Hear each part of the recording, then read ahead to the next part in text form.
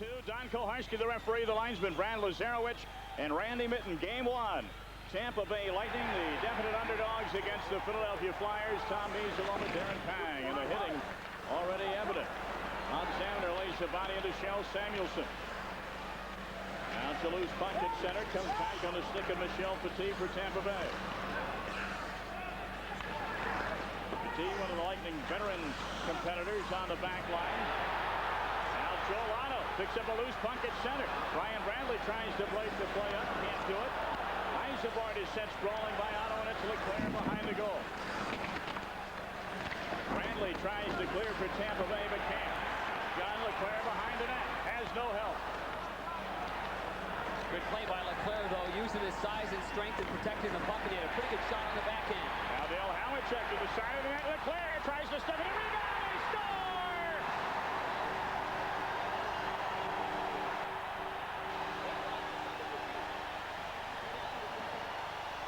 "55 seconds in. Dale Howard-Chuck gives Philadelphia the 1-0 lead. Just an instant surge of electricity starting with John Leclerc as the Philadelphia Flyers made the first line change. He jumped off the bench and made things happen. Then to the left of Darren Poopy, tries on the little wraparound attempt, the second attempt so far. The rebound, though, went right on the tape to Dale Howard-Chuck, and he made no mistake whatsoever. None of the Tampa Bay Lightning players realized Howard-Chuck was there. He snuck in the back door. Poopa had no idea, and there was a wide open right side of the net low for Darren Poopa. That's to the glove side, and Howard-Chuck scores the first goal of the series. 55 seconds into the first period. The Flyers are on the board. Leclerc will get 1 assist. Howard-Chuck's first goal of the playoffs, obviously, and Philadelphia wanted a quick start, and they've got it. Leclerc getting the only assist on the goal. Now it's Howard-Chuck again. Rudy Pochik back at his own blue line. Pochik, pass over to Roman Hamrlik, who had an excellent season, his best in the NHL. The Tampa Bay Lightning will be called for icing as Desjardins touches up. Ron Hextall in net for Eric Desjardins and the Philadelphia Flyers, and what a brilliant year Ron Hextall has had.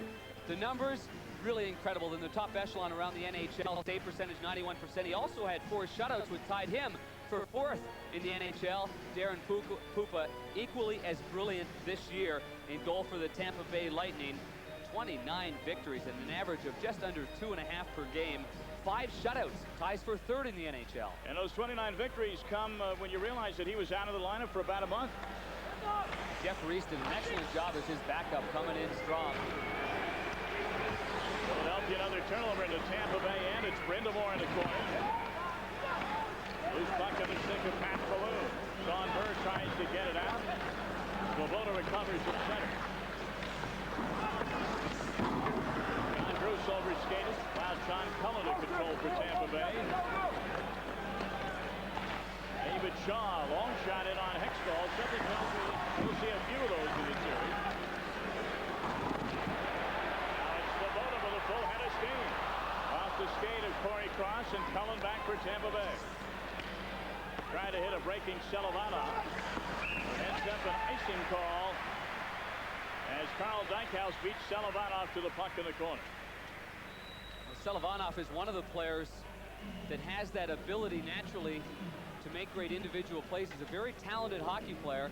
4 goals in his last 4 games. He went in a bit of a skid, and offensively nothing much was happening for Selivanov, who originally, funny enough, was an original draft pick of the Philadelphia Flyers, but the head scout in Tampa Bay, Don Murdoch, loved this guy. He wanted to draft him. He left the draft table for about 20 minutes talking to some people around the draft, and when he came back, the Flyers had drafted him. They immediately made a change in the summertime and acquired the rights to Selivanov, and it has really paid off. Selivanov came in a trade for Rob DeMaio, who would be here tonight, except he's injured. He's the lone Flyer out with injury.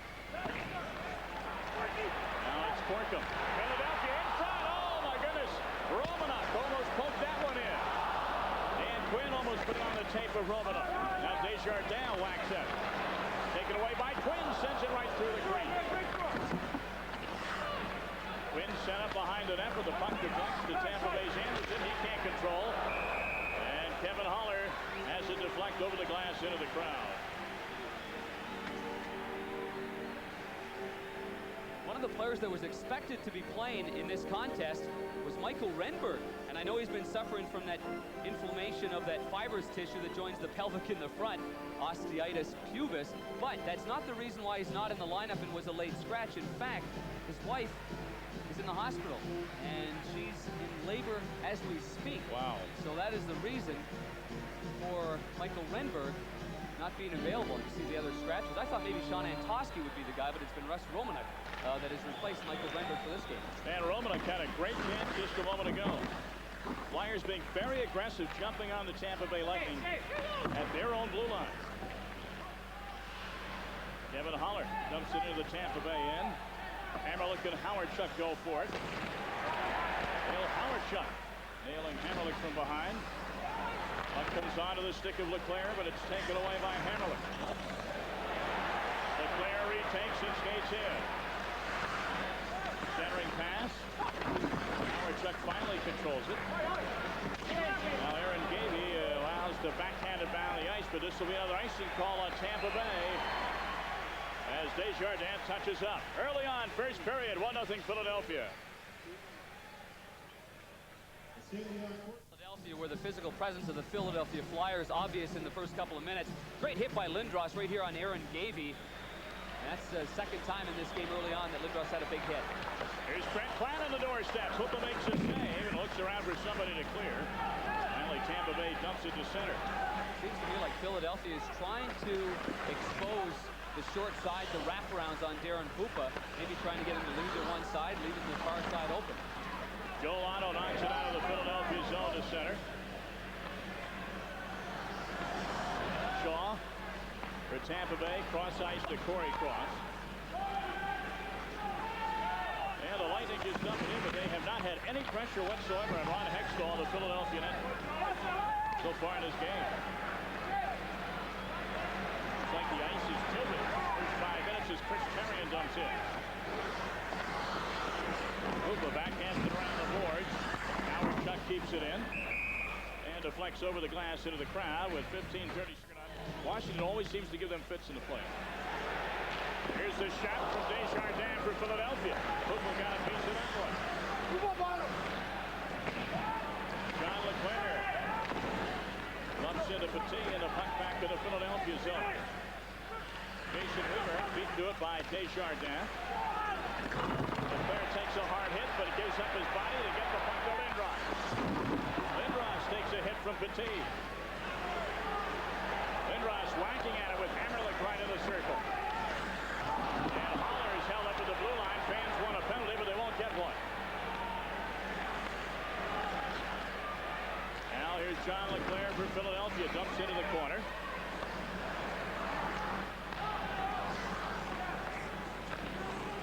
Weaver cross ice to Selivanov. Now it's Rod Brindamore. At the blue line, almost turned over by Burr, but it lands on the stick of Dykow. Balloon goes to the net. Can't control the pass. Flyers are flying early on. Yeah, they really are. That was a good crisp pass by Carl Dykhouse, knowing full well that Falloon was on the far side, wide open, had a stride. Pass just rolled off the end of the blade. Balloon picks it up in his own zone. 1-0 Philadelphia. On a goal by Howard-Chuck, 55 seconds into the first period. And the game's first penalty going to come up here as John Druce is taken down. And Bill Holder's going to go off for interference, and so Philadelphia's power play will be in evidence with 14:08 to go in the period. Both specialty teams excellent throughout the course of the regular season. And Bill Holder's going to go off for a hooking. John Druce, 2 former members of the Washington Capitals organization. Right to the right of Darren Hoopa. And so the Philadelphia Flyers get a chance. First power play of the game. Little dump in by Philadelphia. Wise play at the blue line. And on the right side of your screen, as the play's going behind the net, Druce is hauled down. Druce has been a big factor down the stretch here, but the power play for the Philadelphia Flyers, 6th overall, but on home ice, even more dynamic, ranked number 2 in the NHL, nearly 25%. So excellent power play on home ice, but at the same time, they're going up against a pretty good penalty-killing unit. On the road, how good is Tampa Bay? That's 5th overall, but on the road, they're number 2 at 85.1%. So let's see if something gives here. Desjardins score!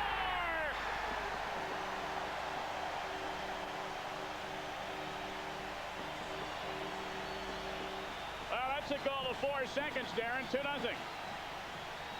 Great face-off win by Joel Otto, but he got the support he needed. Lindros dumps it back to the point shot, and that deflects. Looks like it's off the blade of Joel Otto, and then goes to the right of Darren Pupa as Pupa's leaning towards his left. You see how tough these redirections are.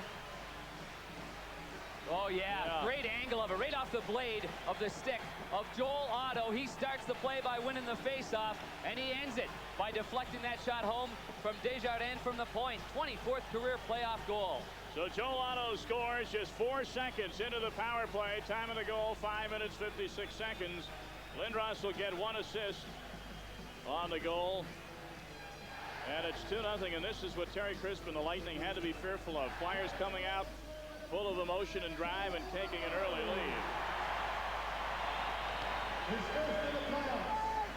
Play back onto the Tampa Bay end. Hammerlich out to center. Ryan Brantley on left wing. Tampa Bay still without a shot on goal in this game, and Brantley finally sends one through Hextall's crease. Bad bounce off the boards, but Hextall bounces on the loose puck.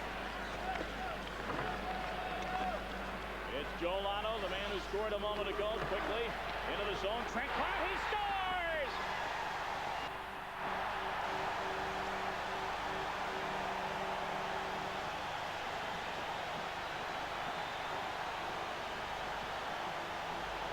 That time there was no redirection.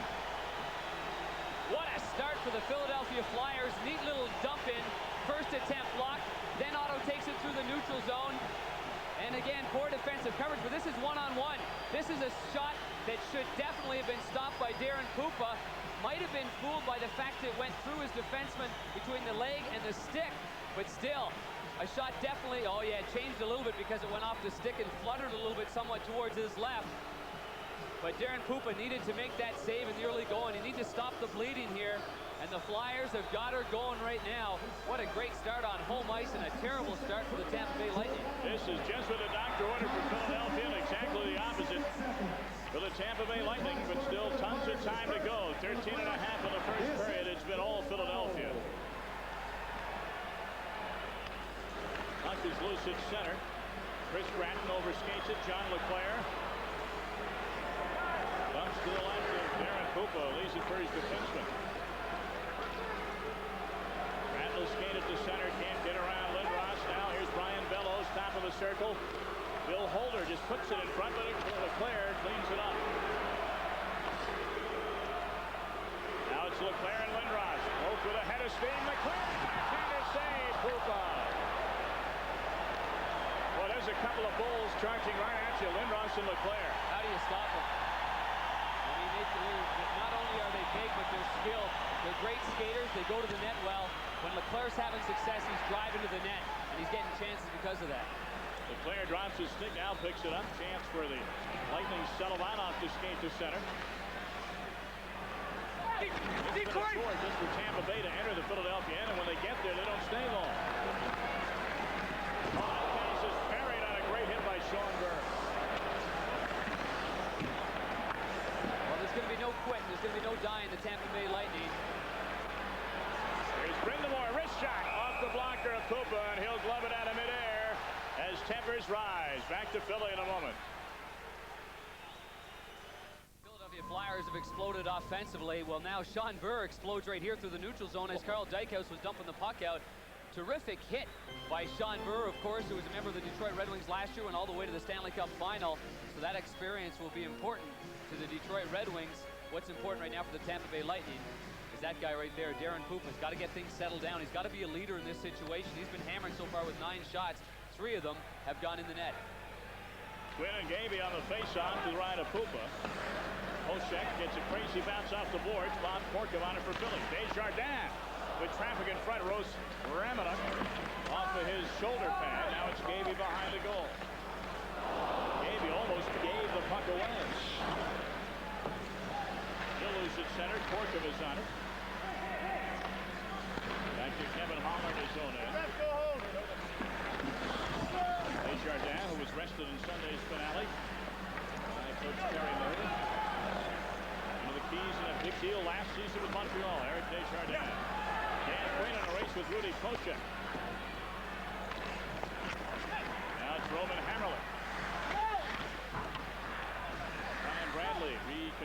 at center.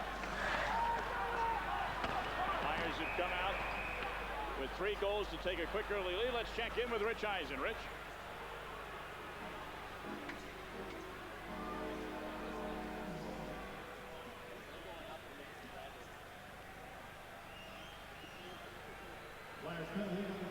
All right, Rich, and Mark Messier, he really comes up big all the time, but especially in the Stanley Cup playoffs. Look at that, 6 rings and more than a point a game in postseason. It's going to go down as one of the greatest, not that's ever played the game, but in clutch situations and as a leader. Meanwhile, Sean Podin's going to go out for cross-checking. Tom, the big line for Philadelphia, big as in Joel Otto, defensive-minded players, Sean Podin and Trent Klatt. These players, Bob Corkum, these players are going up against Brian Bradley, and I tell you, Sean Podin just hammered around Bradley that entire shift, never let him out of his sight, took his body whenever he could, and that's going to be a key matchup right here for both Philadelphia and for Tampa Bay. Tampa Bay to get Brian Bradley away from him.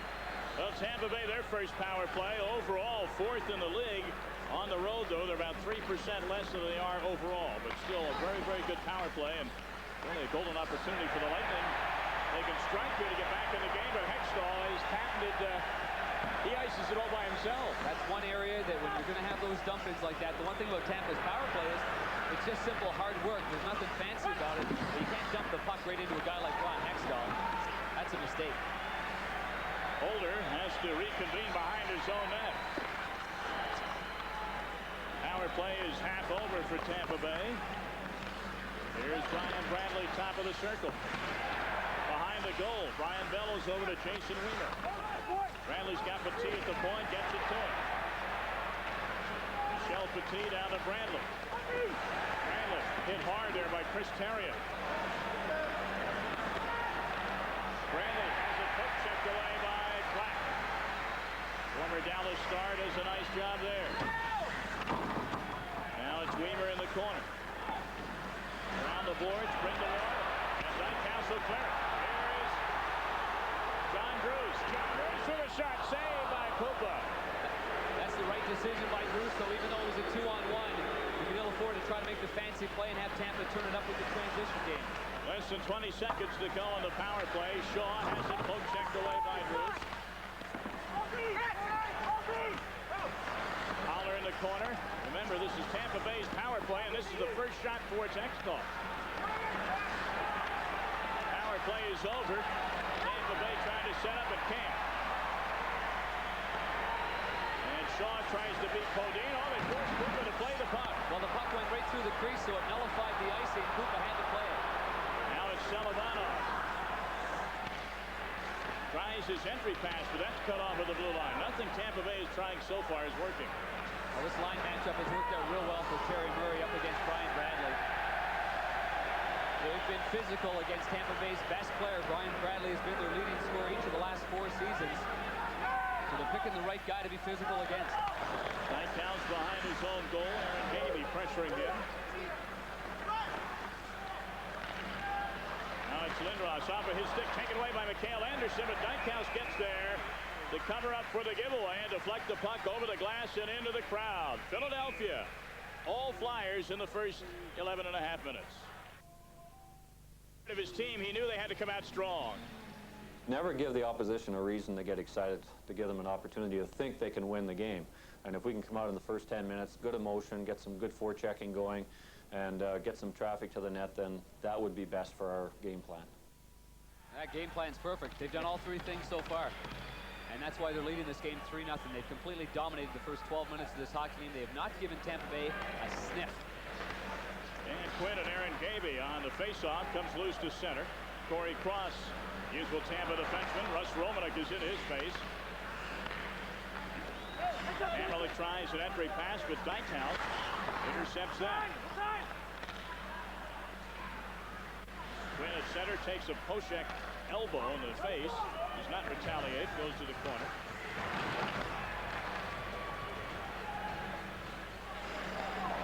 Out comes Hextall, but Quinn behind his own goal, off the boards. Romanek didn't play it. Bradley did, and Hextall Well, he saw it all the way, and he cradled that into his breadbasket. And let's take a chance to remind you, Stanley Cup playoffs continue Thursday on ESPN2. Well, Game 2, the Flyers in Tampa Bay, again here at the Spectrum at 7:30 Eastern. And on ESPN Thursday night, it'll be Game 2 of the Montreal Canadiens and the New York Rangers, also at 7:30 Eastern. So man your clickers. Stanley Cup action aplenty on ESPN and ESPN2 tonight and Thursday night as well. Well, it's important right now for Terry Chris to reassure his hockey club how they got in this position. I'm sure they're aware of this, but for the first 10 or 12 minutes, of course, they were rattled by the fact that Philadelphia came out flying. He's a very emotional guy. He's a yeller and a screamer behind there, but first and foremost, he makes sure that these players get back to why they were in the position to be in the Stanley Cup playoffs. On a hustle there by Sean Bodine, forcing Pupa to come way out of his net to play that one. And Hammerlick back behind his own goal. Skating tonight, mostly backwards into their own end to pick up a loose punch and try and clear. This will be icing on Tampa Bay as Shell Samuelson touches up with 7:17 left in the first period. 3-0 Philadelphia.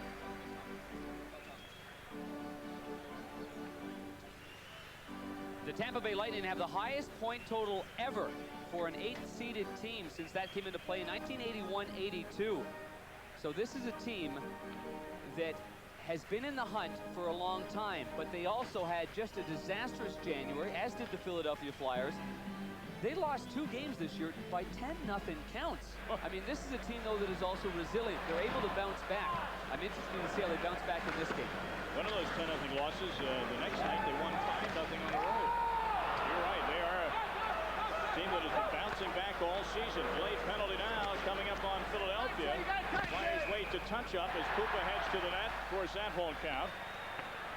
And we'll get the penalty call now from referee Don Koharski. Yeah, it should have been on Rod Brindamore along the players' bench.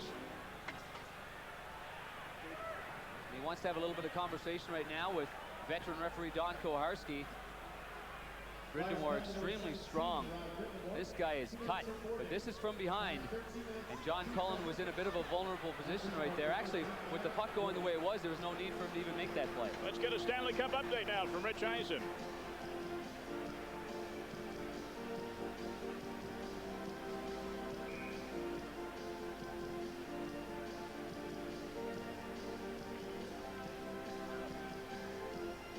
Well, the battle of teams that frankly did not play well coming down the stretch. Toronto has the early edge, and Grant Fuhr, well, the Iron Man is in there again tonight. I guess he is, no question there, as long as he rebounded, and he did from that knee injury. That'll be an interesting series to see who can survive. Either team, St. Louis or Toronto, playing that well coming down the stretch. Here's Tampa Bay now on the power play for the second time tonight. Petrolato picks up a loose puck and just calls it down the ice. Heavy hit delivered by Sean Bodine against Hammerlick, well behind the play. 6.5 to go in a first period that's been all filling. Bill Holder dumps in. Ron Hextall dumps out. You're right. You just can't dump it in towards the goal. Well, everybody knows that. I mean, you play against a team where a goaltender can handle the puck. I just don't get it. That's not what has made the special teams of the Tampa Bay Lightning successful this year. Turn over at center. Trent Platt does his job. Flyer penalty killing unit among the best in the NHL.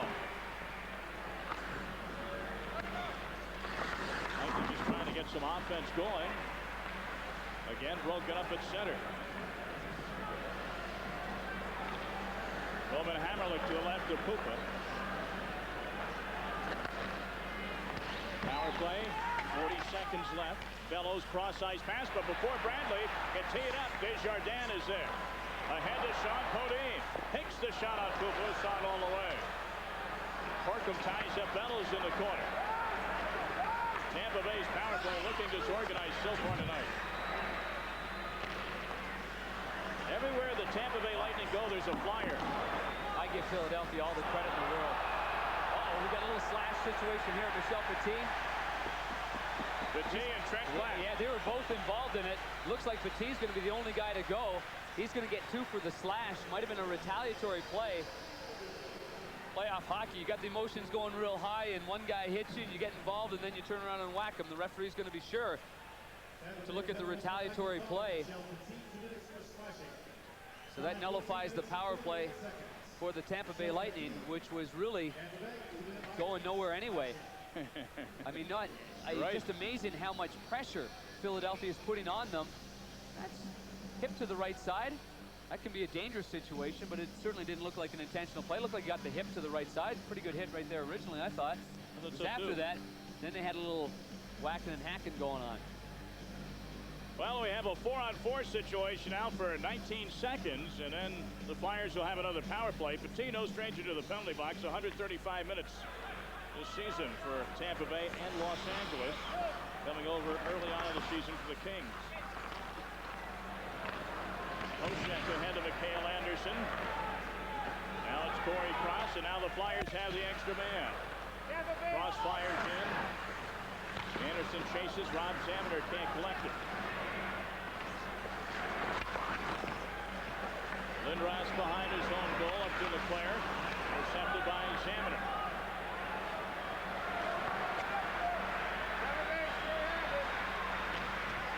Ridley applies for Philadelphia on the power play. Lindros, his pass intercepted and dumped back by Tampa Bay. And Howard Chuck out there with Leclerc, Desjardins, Lindros, and Giolotto.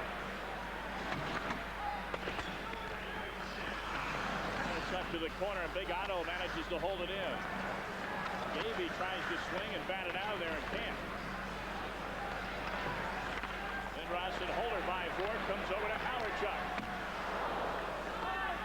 Deflects behind the goal for Gavey, who clears it. That's a good penalty kill for Tampa Bay. Again, the very intelligent Dale Howard Chuck. You've got to watch him on the power play for Philadelphia. With 40 seconds left on the Philadelphia man advantage. Rob Zaminer takes away, and he'll dump down the ice. Howard Chuck will sometimes play the point, but right now Murray's got both Desjardins and Svoboda on the points in the power play. Oh, Shaw went hunting for Lindros, and he found him. Leclerc's shot is high over the goal. Everybody holds their breath when Lindros hits the ice. Good hit, though. Yep. David Shaw, the veteran defenseman for the Tampa Bay Lightning. Solomonov gets tied up at center. And just before the penalty ends, we're going to have another whistle. With 3:18 left to go in the period. It's been all Flyers, but Terry Crisp will tell you his Tampa Bay Lightning are not just happy to be here. I'm glad you brought that up, because that's the bugbear and thorn in our side. I warned our guys that, fellas, this is the biggest crock. I don't want to hear this again, that we're happy to be here. We earned the right to be here. We worked our butts off to get here. I said, we want to stay for the long haul. So I said, I don't want anybody, and I said, you're going to hear things in the press, etc. I said, you guys have got the right to be here. Don't fritter it away. He's been there. He's won a couple of Stanley Cups as a player, one as a head coach, and here's the hit. Wow! David Shaw got down low, very low, and lower than I thought. And that really could have been dangerous on the very big Eric Lindros, who has had these problems in the past. Lindros skated up immediately, though, and went to the Flyer bench. Sean Burr with it for Tampa Bay, former longtime Red Wing. Svoboda carries it back in. Brindamore is sent packing by Petit. He goes to the bench. Bruce to Brindamore. Brindamore trying to center. Hops up in the air, and Selovanov. John Burr ahead of John Cullen, but Dykhouse is there. 3 minutes to play in the period, 3-0 Flyers. Game 1, best of 7 on the news tonight. We'll be here for Game 2 Thursday. Here's Svoboda. Quickly off the stick of Falloon. Will this be icing? It will, as Michel Petit touches up for Tampa. 2:21 to go in the first period. From the Spectrum, it's been all Philadelphia. That's a quote from Tampa Bay coach Terry Crisp in yesterday's Philadelphia Inquirer. And if you look at that quote and then look at the score, I guess if you're a cynic, you'd say they didn't show up tonight. I'm not sure if it was that or the fact they were bulldozered over right off the hop. I mean, man, Philly just came out storming, starting with their second shift, which was John Leclerc. He had a good chance right off the get-go, and they never stopped. Jason Wigmer behind the Flyer goal, but 2:10 to go in the first period. Howard Chuck in the corner. He takes a big hit from Chris Stratton.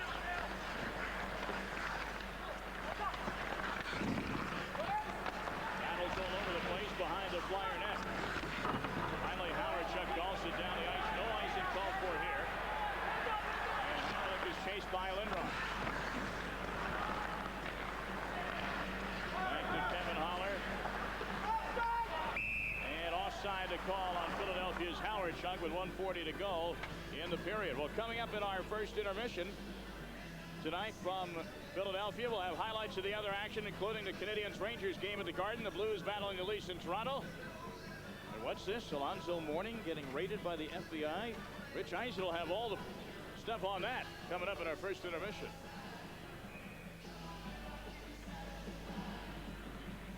Minute and 40 left to go. 3-0 lead. 11 shots for Philadelphia. Just 3 for Tampa Bay. None of them in the quality variety either. No. The shot Hextall's had to face so far, he's one in the slot from the blue line, which he saw all the way. Corey Cross back at center. Joel Otto lost his lid out there. Sean Podine takes a tough hit from Shaw. Boy, David Shaw has delivered the body a couple of times tonight. Cross trying to hit Shaw in the slot. Eisenbach has it for the Lightning. Shaw tried to hit a breaking Bradley and missed connection. Final minute of play in the first period. Flyer fans applaud. They love what they've seen so far. Four-man scrum at center ice. Koharski says move it. John Drews pokes it ahead, but intercepted by Shaw. Bradley has it poke checked away nicely by Shell Samuelson. And rolls it on Koopa with Brindamore cruising in. Darren Koopa asked to hang on for a face-off. Well, when you have a game plan, you obviously have to establish a couple of things. First of all, you try to key on the most talented players on the opposition. And for the Tampa Bay Lightning, it is Brian Bradley. And again, standing up on him. Samuelson does a nice job right at the blue line. There's no real estate for Bradley to do any work once he does that little curl-up play. But all through the course of the first period, they've hit him everywhere he has gone, whether he's in the play, out of the play, involved, or whatnot. The guy that's been on him the most has been Sean Podine. I've seen more hits out of Podine in this game than any other player on the ice. Well, Bradley led the Lightning in assists and total points. 56 assists, 79 points, and he was a hot player coming in. 28 points in his last 27 games, and the Flyers are going to know that and pay attention. Puck rolls in on Koopa. Under 15 seconds to go in the first period. Philadelphia touches up an icing call with 9.4 seconds to go. The Philadelphia Flyers. They're a big hockey club. They're 6'2", 208 pounds is their average. Their age is 27.2. One of the biggest, one of the heaviest in the National Hockey League. And from top to bottom, they filled up their roster with great players, from terrific players like Eric Lindros and Leclerc and Renberg and Dale Howardchuk now, right down to their fourth line guys that all add a great dimension to the Philadelphia Flyers, more so than they had last year. Putting the face-off, Brindamore got it back to Lindros. His shot, though, was well over the net as the clock winds down. 12 shots on goal for Philadelphia. 3 of them found the goal. Dale Howardchuk, he scored first inside the first minute of play. After 1 from the Spectrum, Flyers 3, Tampa Bay nothing. Rich Eisen will be coming your way in a moment right after these words.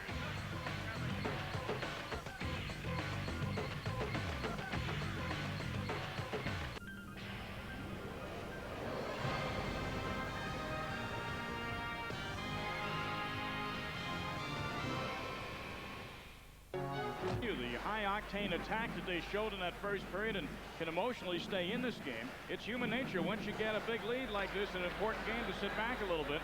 Let's see what happens to Philadelphia. Eric Desjardins puts the puck in the Tampa Bay end, and John Leclerc levels Michel Petit. Back comes Tampa Bay. Jason Weimer gets around Desjardins, and Hextall has to stick it aside. And there's company in the goal. And Don Koharski has his hand up early, just 18 seconds into the second period. What a hit. What a hit. Leclerc has absolutely been flying in this hockey game. Leclerc ends a brilliant individual season, 97 points, 51 goals. And what a hit to start this period on Michel Petit. The puck was to the right side of Petit, and he wasn't looking at that puck whatsoever. Well, John Leclerc wasn't going to take any chances, and he smoked him. Terrific hit by John Leclerc. And then Tampa Bay, though, they hung in there and had a chance in their own right, went down on Ron Hextall, so they get credit for his shot on goal. They had only 3 shots on goal in the first period, while Philadelphia had 12. Meanwhile, Eric Desjardins has been given a holding penalty, so the Flyers shorthanded for the 3rd time. The first 2 Tampa Bay power plays, no goals and no shots. No anything. Nothing. That was the first period where you toss it away. You forget what happened. You try to take some of the good that happened. They had a couple of good hits, but very little after that. So now they've got to start fresh, and this is a golden opportunity for Tampa Bay to get back in the game with the man advantage. Here's Brian Bellows. Quick pass. Offside was Jason Weimer on the left wing as Bradley brought it in. Time to take a look at our Miller League leaders. Best teams coming down the stretch in the regular season. Of course, you knew Detroit would be there. Philadelphia coming out of the rush to beat out Pittsburgh by a point for the best record in the East. The Mighty Ducks just missing the playoffs. Made a real good run at it. Boston also with Bill Ranford and net. And we don't talk about Colorado. They were 10-5 coming down the stretch. Well, Colorado is an excellent hockey club, and I'm anxious to see how they perform in postseason play. They're built for postseason. They've got an experienced goaltender. They have last year's MVP in Claude Lemieux. A lot of teams are obviously talking about Detroit. Chicago gets the nod, too. A lot of teams talking about Chicago, but don't forget Colorado. They'll open up that series at the Nichols Arena later on tonight. Hextall has one lazily roll in on him, and he just clears it himself. That's been fault number 1 for Tampa Bay with the man advantage. Continue to dump the puck right at Ron Hextall. Not a prescription for success. Here's Bradley. Still a minute and change left in the Tampa Bay power play. Bradley over to Bellows. Quick pass from Holder to Hammerling. And getting a piece of that is Hextall. That shot knocked the goal stick out of Hextall's hands, but it ends up in the crowd. Well, the reason for it is because that shot, and Ron Hextall's looking at the shaft, the top end of the shaft of his stick. That long shot by Hammerlich, the puck was rolling. It went right off the knob of his stick. You see right there, the puck's just fluttering a little bit. So, whoa! So you're not sure where exactly it's going to be, and you certainly don't expect it to hit the knob of the stick on the height of the stick side. I think it might have been over the net anyway. Oh, this is a good angle right here. Get a good feel for what the goaltender's going through and the lack of control that a player would have on that shot because it was bobbling a little bit. Lightning control the face-off. Still 50 seconds to the man advantage. Gratton trying to deflect it in front. And Chris Gratton almost got Tampa Bay on the score sheet. Roman Hammerlich, he has to be ranked amongst the best one-timers from the point. He's going to be a great player for a long period of time in the National Hockey League. He's got a quick release. He can one-time the puck. And in front of the net, you need a guy there. So why not have Chris Gratton? They've got to put some, I don't know, some confusion. The same way Philadelphia wanted to have some confusion and traffic in front of goaltender Darren Pupa. Well, the same thing bodes for the Tampa Bay Lightning. You've got to get in front of a Ron Hextall. You've got to try to distract him somewhat. And there is Chris Gratton, of course, still just a youngster. They have high hopes for him in the Tampa Bay organization. I don't think there's any doubt about that. He's just coming into his own, and he struggled with confidence. Last year, he scored just 1 goal. But he's come on strong, playing a bigger role this year for the Lightning. Gratton, 17 goals, 21 assists in the regular season. He's still only 20 years of age. It's amazing. For the first time ever, Tampa Bay has no teenagers on their roster. Jason Weimer just turned 20 a couple of days ago. They've always had Hammerlich and Gratton as teenagers on this club. Hextall behind his own goal as the power play winds down again. This time it's cleared into the crowd. And the face-off in the Philadelphia zone. Well, what a great year Ron Hextall has had. And, you know, when you look around the league and people talk about the Vezina Trophy, Ron Hextall's name is omitted from that list. But the numbers are remarkable. You see the numbers against Tampa Bay career. And this year, in 2 games, he's got less than a half a goal against per game average in 2 games this year. So when you total him up, he has really dominated Tampa Bay, but his numbers overall with 31 wins. His goals against tied for first in the NHL when the season ended with Chris Osgood of the Detroit Red Wings, 2.17. And he admits that, yeah, he's got a great defensive club in front of him, doesn't get a lot of quality chances, but you still have to stop the puck. Ron Hextall's had a brilliant year. Puck dribbles out to center. I'll say Hextall's had a great year, and if he wins tonight, he would become the all-time Flyers leader in wins in the postseason. Right now, he's tied with Bernie Perrant, 35 Stanley Cup playoff game wins. Chris Gratton on left wing again. Teams are back at 5 aside, so the Lightning 0 for 3 in the power play. Holder from just inside the blue line. Hextall came out to get a position. Cullen on the backhand tries to clear it back to Hammerlick and does. But now Desjardins down low takes it over. Tampa Bay doing a bit better job of the territorial side of things in the second period. Solomonov and Lindros go to the corner. Everywhere they turn, though, they're getting hit. They're getting hammered. And in a 7-game series, if they ever got to 7, they'd be wounded. Here's Lindros with some room. He gives it to Druce. The shot, and sliding over was Pupa.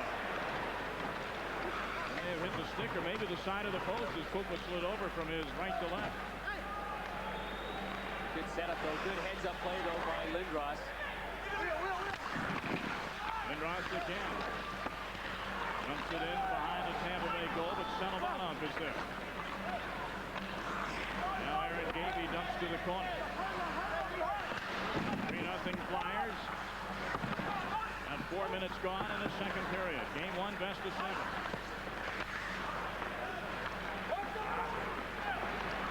Howard shot quickly to Lindros, and a beautiful touch pass to Leclerc, and he's in. Score!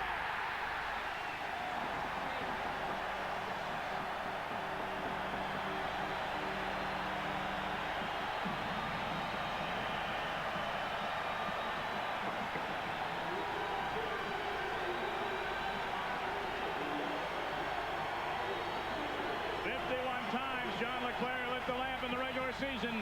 That's number 13 career in the playoffs. It doesn't get any better than this through the neutral zone. One touch pass in. Lindros, no mistake there, knows exactly where Leclerc is, busting down the right side. From this point on, wow, great shot, but Darren Pupa in deep in his net. A lot of room on the stick side, which would be the short side, and the left-handed Leclerc might have looked like he was going to the glove side, the far side, and snuck it in easily low to the stick side of Pupa. Dale Hawerchuk starts the play. One-touch pass right over to Lindros. Lindros, one-touch pass right on the tape to Leclerc. Pretty to watch. Well, Hawerchuk had tonight's first goal. He has an assist on Leclerc's first goal of the playoffs. Well, Leclerc is no stranger to Stanley Cup success. 3 years ago, won a cup with the Montreal Canadiens and had several big goals in that series against LA. Flyers with the puck again off the stick of Trent Platt, and Hammerlick picks it up. 4-0 Philadelphia.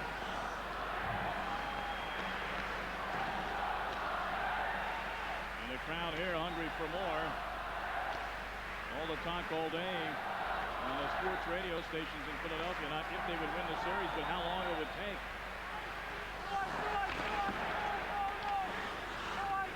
Well, if Philadelphia continues to play the way they are playing, this will be no contest.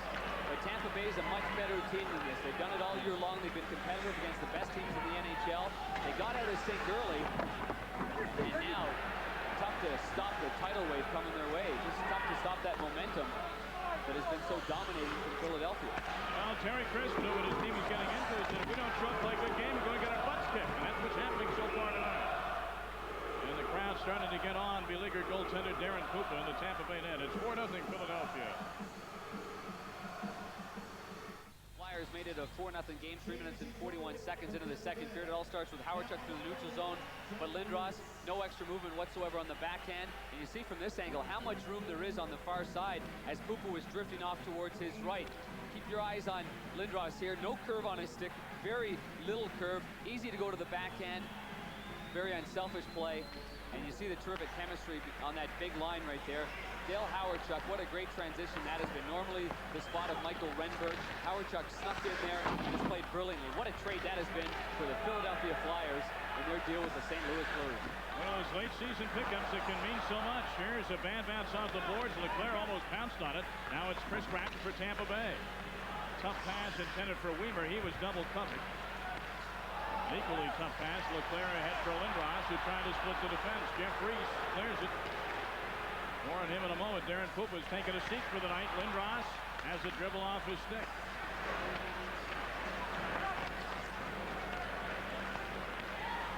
Cross over to Weimer. Trailer to Brian Bellows, and Hextall, one of his rare pieces of action tonight with a stick save. Leclerc falls down at the blue line. Fans wanted a penalty, but Lindros picks up the loose puck. Leclerc down to three, so Leclerc had an empty net to shoot at. And did not connect, but Koharski's going to call a penalty on Tampa Bay. Total domination by the Philadelphia Flyers as we near the midpoint of game one. Jeff Reese in for Darren Pupa. Pupa gave up all 4 goals to Philadelphia. Got off to a rough start 55 seconds into it. Jeff Reese is .500. Behind the net, Lindros quick pass to Leclerc. Jeff Reese was swimming towards his right, thinking it was going to be a wraparound by Leclerc. Instead, he came out the short side. And right here was blocked. It looked like in front. David Shaw, the defenseman for Tampa Bay, blocked that shot. Otherwise, Leclerc had an empty netter. And there's number 93.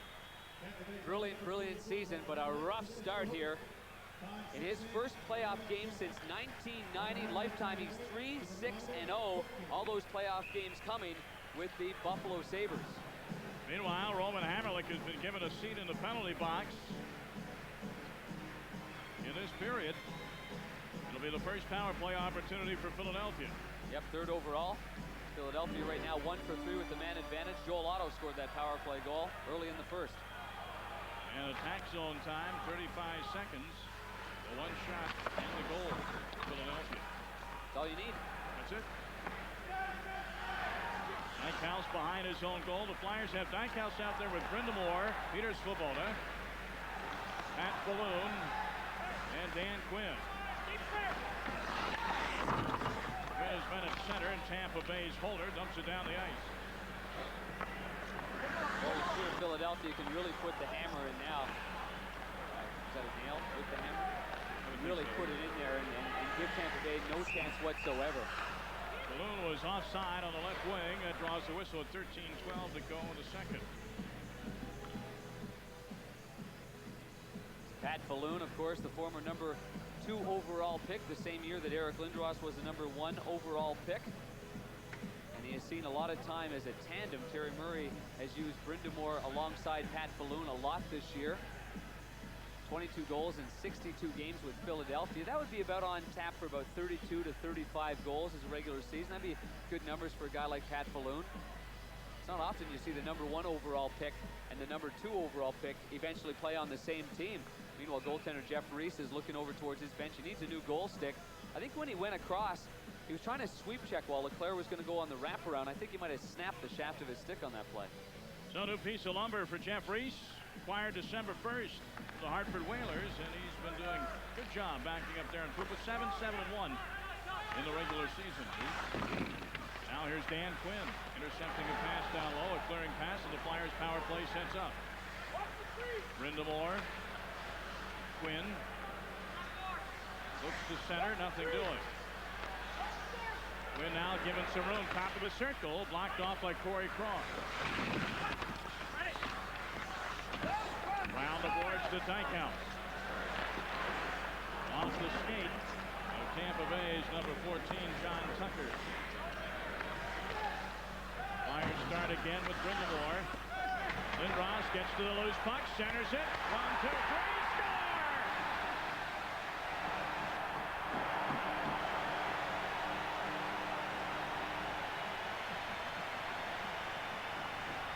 He started it, and he finished it. And Tampa Bay may be finished in game 1, trailing 5-0. You got to be kidding me. That's a summer hockey clinic right there.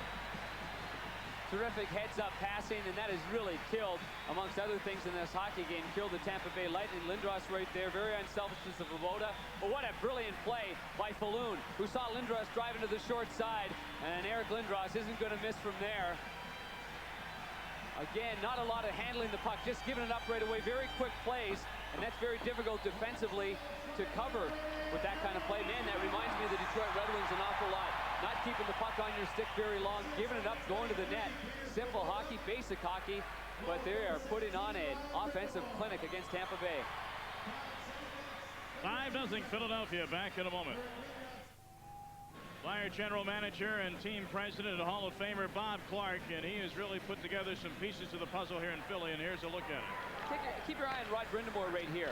You see he causes 2 Tampa Bay teams to go towards him, and that leaves Lindros all alone, and then you see the clinic that was put on after that. Lindros eventually scores the first power play goal this year and 5th career for Eric Lindros. That's right, had 4 goals and 11 assists, tied for the team lead in points in the playoffs last year with John LeClaire. And now we're going to have a penalty call from referee Koharski. Further holding is the call, and who's the guilty party? Sean Podine is shaking his head. Occurred at center ice. Sean Podine's been a big factor in this hockey game. He enjoyed a pretty solid regular season in the uniform of the Philadelphia Flyers. 15 goals, 10 helpers, 25 points. He's also at plus 25 and put in a pretty solid defensive role for the Flyers. And let go of his stick and put a little grab on Brian Bradley every time. I mean, I can't emphasize this enough, but every time Bradley has been anywhere near the puck, even away from the puck, the Flyers are making a point of going over to Brian Bradley and hammering him. It's not bad enough that he's got a bad wheel already. He's had terrible problems with that knee the entire season, but he's played through it. Here's Rod Brindamore all by his lonesome. Now Drews joins the play, and he fans on that setup in the slot. Back comes Chris Gratton as the Tampa Bay power play will just try and get on the scoreboard. Gratton in the corner, back to Petit. Nothing to talk about for Tampa Bay so far tonight with a man advantage. Don Cullen. Batted down by Huller. Back to Cullen. Down low to Gratton. One timer by Petit. Just breaks his stick and he's got to get a new twig at the bench. And a whistle stop. There you see the power play figures tonight. Philadelphia effective. Tampa Bay not so. Now Samuelson, Big Shell Samuelson behind his own goal. Hammerlick loved it in the zone, but he was hammered at the blue line, and a whistle as Shell Samuelson ends up on top of the puck. Let's take a look at the brackets now, the Eastern Conference. This is game 1 of Philadelphia, Tampa Bay. Tomorrow night, Pittsburgh, Washington. Penguins own the home ice advantage. There's the higher seed. Rangers own home ice against Montreal. Game 1 of that series going on tonight in New York. And also tomorrow night, the Florida Panthers home ice against the Boston Bruins at the Miami Arena. How do you like that, huh? But how do you like the days in between for Florida and Boston? Who's there? Garth Brooks. Garth Brooks is there for what, 6 weeks? He's living. What is going on? They play tomorrow and then they don't play till Monday? Till Monday, that's right. That's crazy. You don't mess with Garth Brooks, fella. You don't mess with him. Oh, that's just crazy, though. That's just way too much time to hang around. You got friends in low places, you know. Then they got to go back to back. Yes. Back to back, back to back, back to back, one day off and then back to back. That's right. Oh, the Boston Bruins graciously offered the Panthers a chance to play games 2 and 3 in Boston, and they declined. yes. That'd be a heck of a series, you know. Oh, I think it could be. I think it could go a long time. That's sure. Anytime you got Bill Ranford in net for Boston, you got a shot. Of course, John Van Beesbrook, no slouch either for Florida. 40 seconds to go. The latest Tampa Bay power play as they just try and dent the scoreboard. Bradley taking another pounding by Terrien in the corner. Eisenbark down low. Terrien bumps into Bellows and Shell Samuelson takes it. Samuelson dumps it down the ice. 15 seconds and the teams will be 5 aside.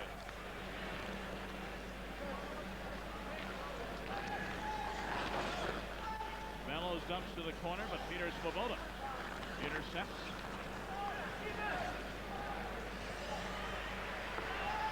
Ian turns up for Pupa. Is that Reese? Brother Reese, I'm sorry. Jeff Reese.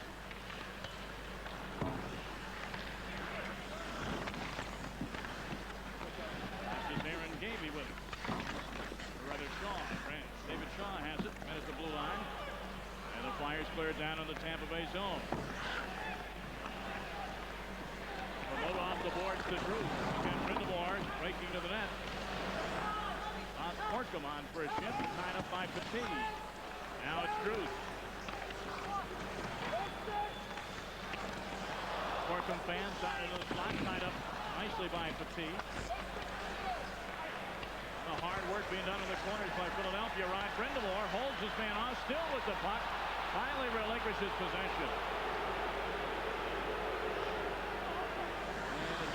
On Tampa Bay as Svoboda touches up with 9:02 to go in the second period. Well, Eric Lindros got his 5th career playoff goal a few moments ago as head coach Terry Murray talks about number 88. on his game when he wants to play the game at the top of the game. We just ride along with him. He can dominate out there at any given time, and he's such a big presence in his skating ability and his ability to go in and get a forecheck going, get some big hits. It energizes our bench, and as I said, he's the leader of the team. It's his hockey club, and whenever he's going again, we just ride his coattails. 47 goals on the year, 68 helpers, 115 points, nearly 300 shots on goal as well. 15 of those goals for Eric Lindros coming while on the power play. And last year was the youngest man to win the most valuable player honors in the National Hockey League. And we have a whistle by Koharski. A face-off coming at center ice with 8:49 to go in the second period. It's been all Philadelphia tonight in Game 1. Flyers 5. Terry Crisp knows full well what a tough building the Spectrum can be. He played for the Flyers when they were winning Stanley Cups in the mid-'70s, and almost nobody won here. He was fearful of what might happen tonight, Darren, if his team wasn't ready to play. And you see the score. There's no doubt about that. You pride yourself on preparation in the first 10 minutes of a game, and you know, it's hard to stop a machine, though. The way that the Philadelphia Flyers came out prepared in this hockey game, fully taking advantage of the atmosphere right here. The same thing Tampa will want to do once they get back to Tampa Bay. But now is the present. They've got this game. They've got to set a tone. They've got to leave a mark in this game somehow. They've got to do whatever they can. Let's say, okay, fellas, let's win the last 30 minutes. Let's win the last 20 minutes. Let's do something so we can cut up some tape and tell you all the good things we did and how we can beat this hockey club. Puck in the Philadelphia zone. Alexander Selovanov with it in the corner, looking for an open man. Finds John Cullum, but his shot is well wide. Now Ron Brindamore.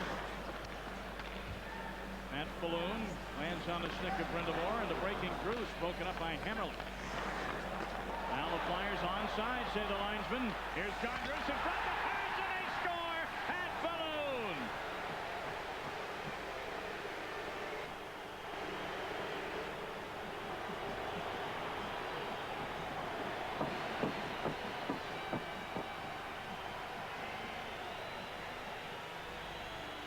to nothing.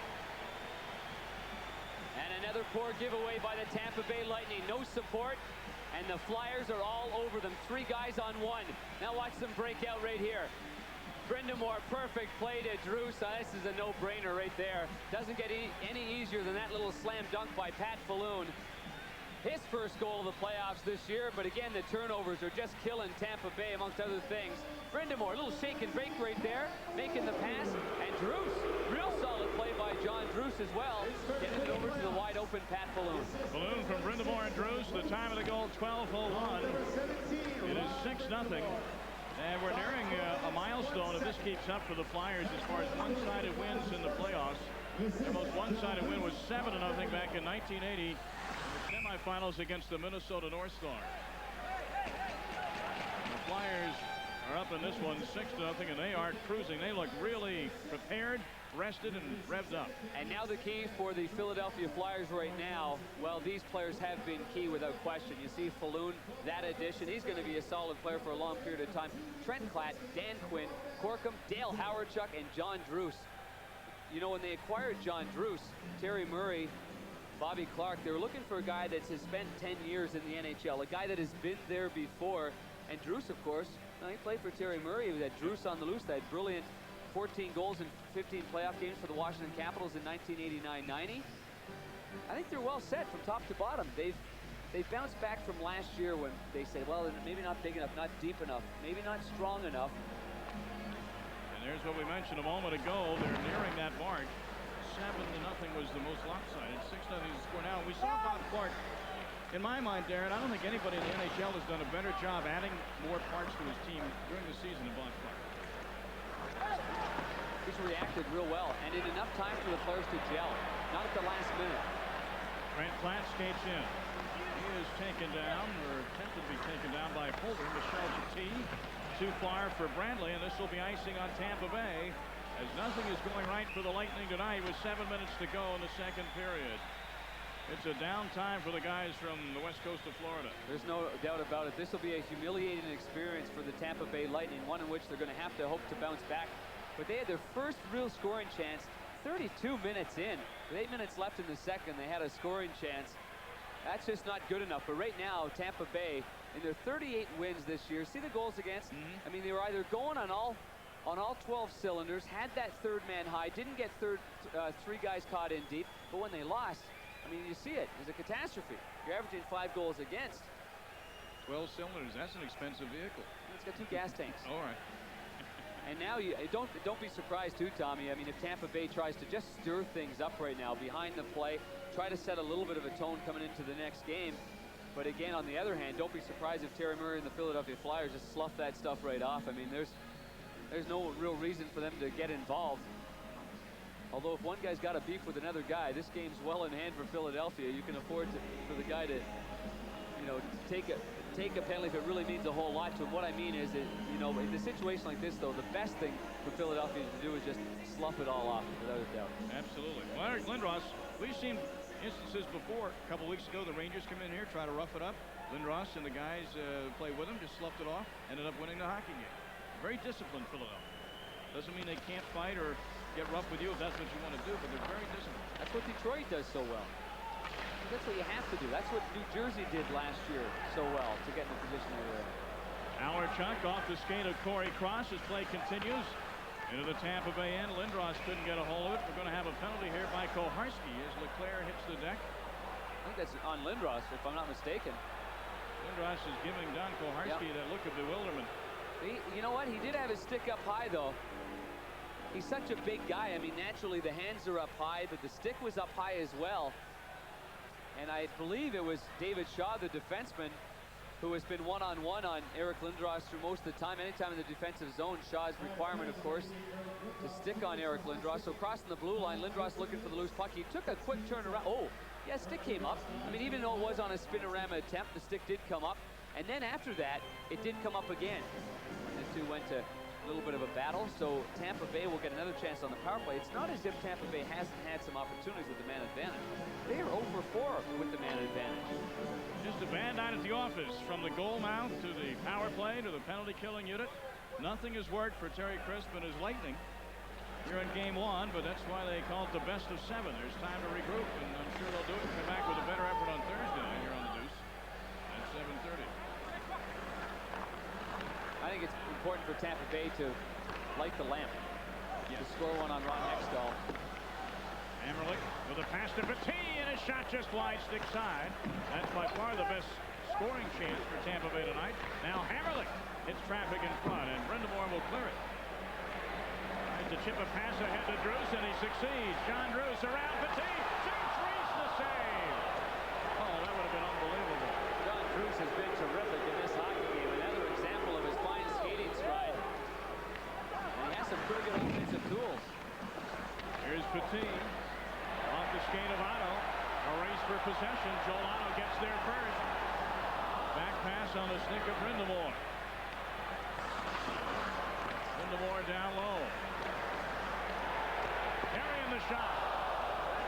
Reese with a save to the corner. Crowd is bloodthirsty. They want more. I guess. Carrion knocking Don Cullen off his stride.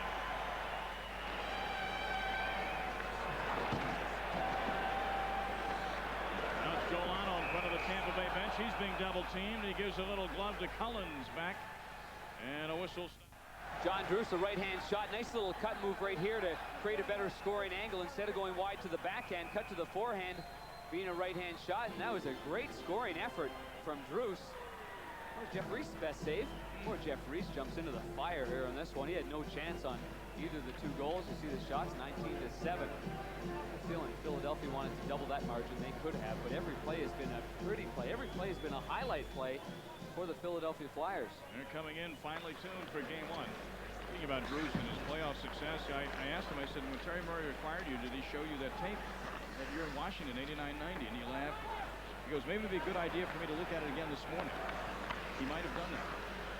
Playing with a lot of confidence, and that says a whole lot, and he's got a great team around him. Bradley to the corner. Bellows tries to center. Hextall sticks it out of the crease with Weimer on the doorstep. 12 seconds left in this Tampa Bay power play. Shaw from the point deflects, and they score! Sean Podine is looking up to the heavens because I think that shot deflected off Podine's stick. Or Jason Weimer. He was parked right out in front as well. There's no doubt it was a redirection right there. But again, this is what Tampa Bay has done so well all year long. Brian Bradley. He's the playmaker here. Causes a couple of Flyers to go towards him. Peels off, puts it back to Shaw. One-timers we talked about. It's one of their strengths, and Weimer makes a nice little redirection right through the legs of goaltender Ron Hextall. The youngster Weimer turned 20 just a couple of days ago. Right here is a left-hand shot, and on his backhand, oh, that's a perfect redirection. Force the goalie to split the legs wide open and then go right back between them. Excellent play by Weimer. His first career National Hockey League playoff goal for Weimer, the first goal of the game, first goal ever for the Tampa Bay Lightning in playoff hockey. So Jason Weimer, their 20-year-old out of Kimberley, BC, 9 goals, 9 assists, a career high in the regular season, gets Tampa Bay on the board, but it's still 6-1 Philadelphia in game 1.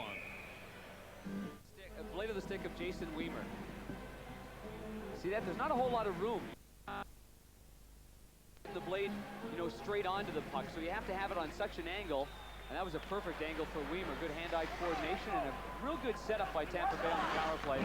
First time they've had isolated pressure on Philadelphia. Well, let's see. That gives some juice to the Tampa Bay attack. Gavey in the corner, out to Ron. Zamner takes one. Hextall with a save. Right back to Zamner. This time it's Svoboda getting in the way of it and sending it into the crowd. With 4:21 to go in the period, Stanley Cup playoff action continues on the news on Thursday as we'll be back here at the Spectrum for Game 2. Tampa Bay and Philadelphia as the Lightning look to get back into this series. You'll see it at 7:30 Eastern Time. Then on ESPN on Thursday, it'll be Game 2 of the Montreal Canadiens and the New York Rangers at 7:30 Eastern Time. The Stanley Cup playoffs on ESPN and ESPN2 on Thursday. Get the clickers ready. We'll be ready here at the Spectrum. Gavey and Quinn on the face-off in the Philadelphia zone. Gavey wins it cleanly. Shot from the point is taken by Poshak. Hextall saved there. Now Dan Quinn trying to tie up Aaron Gavey. Gavey trying to get it to Zamner, but Corkum broke that play up. Now it's Mikhail Anderson. Ron Zamner for Tampa Bay, picked up by Cross. Corey Cross tries to split the defense, but Holler makes that up with a poke check. Holland and Quinn bang bodies behind the goal.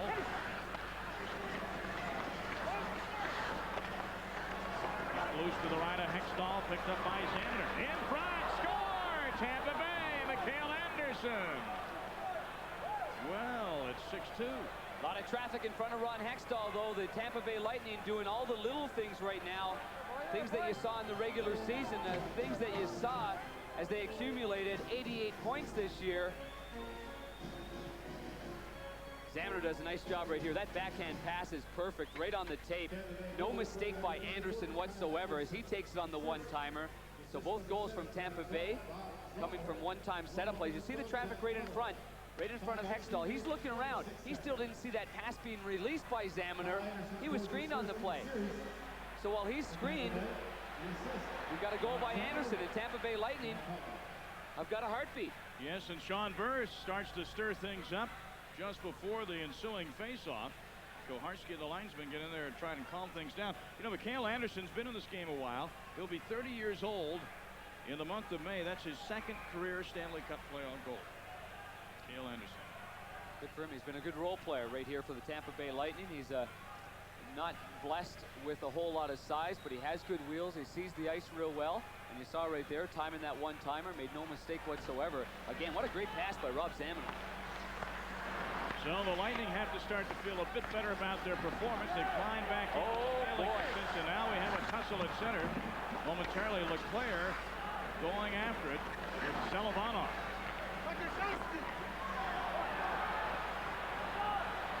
Svoboda behind his own goal. Right counts ahead of Leclerc, who is looking for a Tampa Bay Lightning, and now Sean Burr gets into it with Leclerc, and here we go. Just a matter of time before this started up. It's been a little tame. Need to get some juices flowing here. It's a good thing for this hockey game for Tampa Bay. I mean, Philadelphia is not going to be intimidated by anything that happens to them. It's not going to give them extra life. But if anything, you might see Tampa Bay come out with some extra life, depending on what's being called right here. But before that, John Leclerc gave a high stick to Selovanov right here. Oh, actually used his left hand. I see what happened. The sticks weren't up originally. His stick was loose. He pushed away with his left hand, and the shaft of his stick was right in the mug of Selovanov.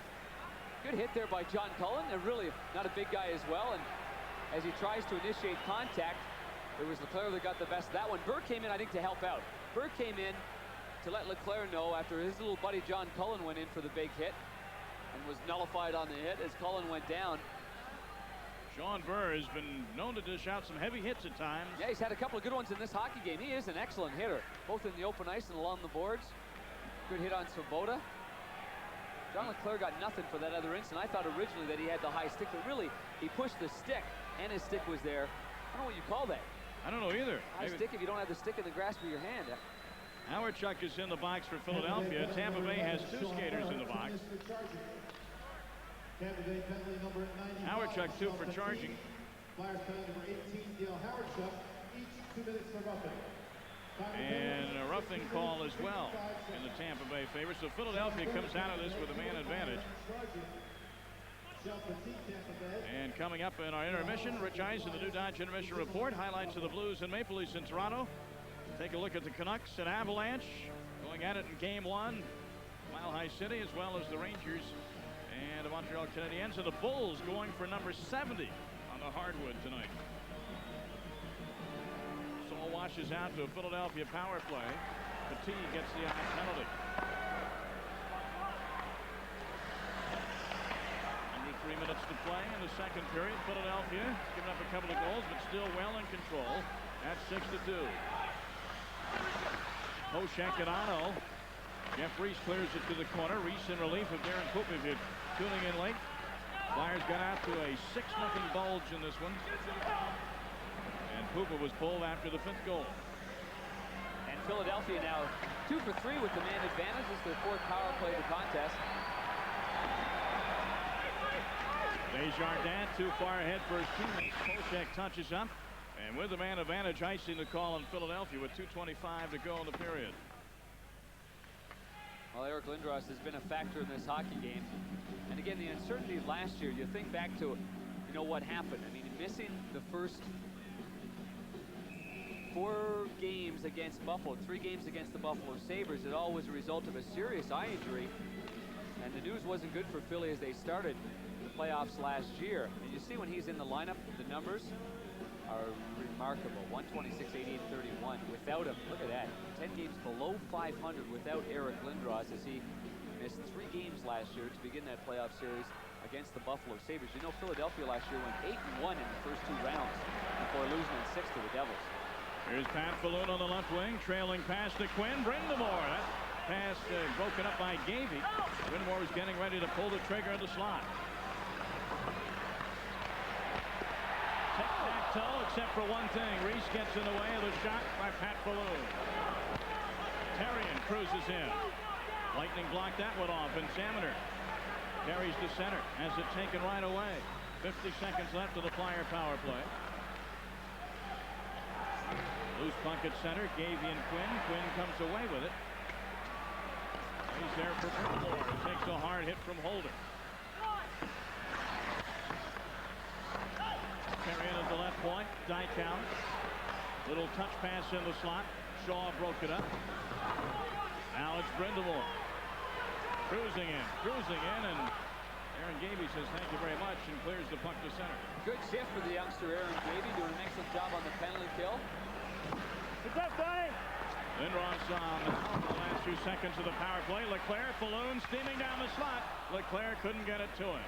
All the little plays that Philadelphia was doing earlier, all those little passes through the crease, they're not connecting right now. They connected earlier when it really counted as they lead this game 6-2. Now Tampa Bay getting a little bit more confidence anyway. Jeff Reese made a brilliant save back there. Really a great save. On Falloon, that's right. Teams back at 5 aside. Gratton over to Weimer. Boy, if Tampa Bay could get another one the last minute here, they would really be flying high going to that locker room. Lindros hopes to prevent that. Trying to clear it, but Gratton is there. Desjardins trying to whack it with a high stick. I think Koharski says he did, and we'll have a face-off with 34.3 seconds to go in the period.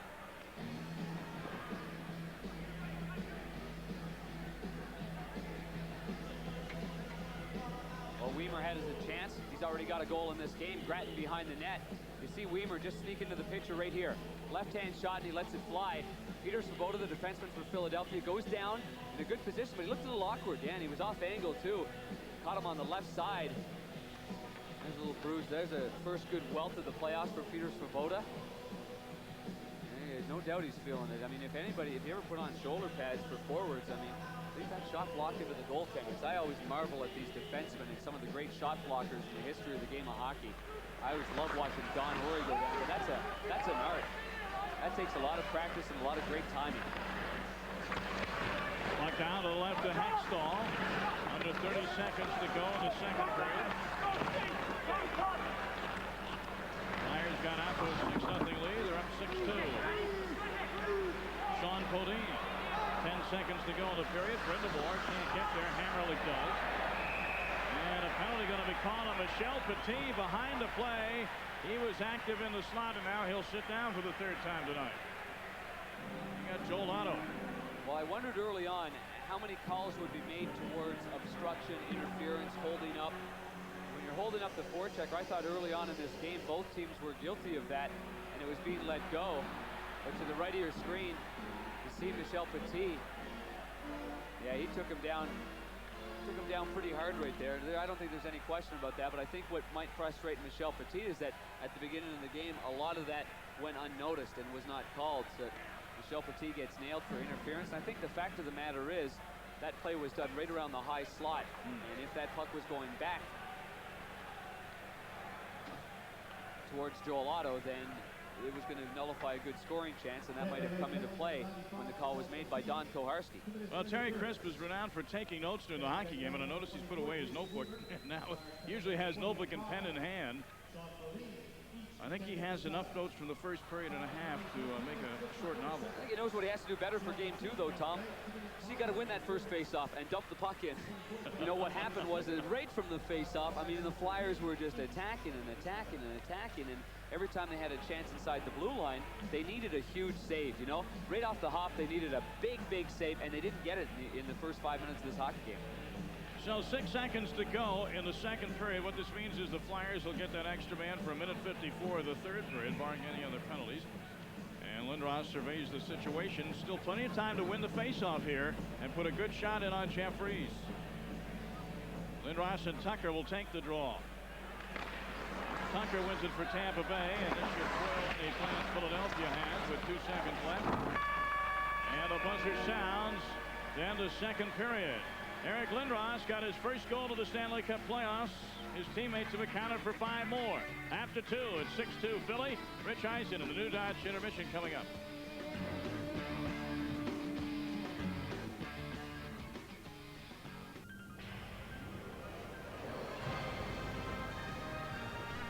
Lindros, a goal and 2 assists. What else is new from number 88? That's your head and shoulders storyline as we get set for the third period. Eric Lindros in this hockey game, he's only had 1 shot on goal. The leading guy for Philadelphia in terms of shots has been John Leclerc with 4. John Druce has had 3, but there's a good look at Eric Lindros.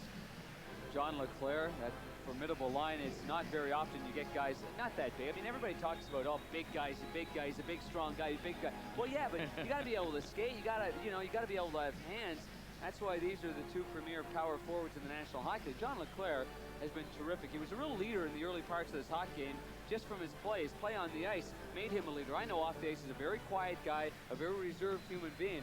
But on the ice, when he's going like that, you can't help but have an impact on every other player down the line that's coming off the bench for the Philadelphia Flyers. And Leclerc, you believe it or not, he was cut from his high school hockey team in St. Albans, Vermont. Went on to a college career with the Vermont Catamounts. And of course, has a Stanley Cup ring from his days in Montreal.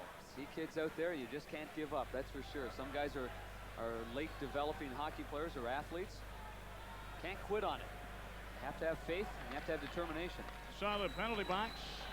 Tampa Bay Lightning have 2 men in. Philadelphia has 1. That's why the Flyers have 54 to go on a power play to start the third period. And Tampa Bay quickly sends the puck down behind Hextall's goal. Tuned in late. Michael Renberg, who did play the last 2 games of the regular season for Philadelphia, coming back from injury, scratched tonight at the hospital. wife expecting in labor tonight, so that's where he's at. Wonderful experience that is. That's what happens in the 90s. You know, there was a time when athletes weren't allowed to just miss an event for that, but it's obviously important. Good read by the Flyers. John LeClair centers in front, and Jeff Reese held those pads together, and that might have been Philadelphia's 7th goal. Getting a little breaks, though. Jeff Reese has played well. Had no chance on the 2 goals that were scored against him. Well, that was a very good save by Jeff Reese right there. Corey Cross trying to eliminate Eric Lindros. He did so, but then while you eliminate Lindros, then you got to work for LeClair, and right in front of the net. You've got big Joel Otto right there who jumped onto the ice. And he had a pretty good scoring chance. Had the wide open net on the short side. Reese was leaning towards his right and made the save. Jeffries gets sent for the face-off. 1:09 to go in the Flyer power play. Bill Holder tries to clear it out of the Tampa Bay end and does.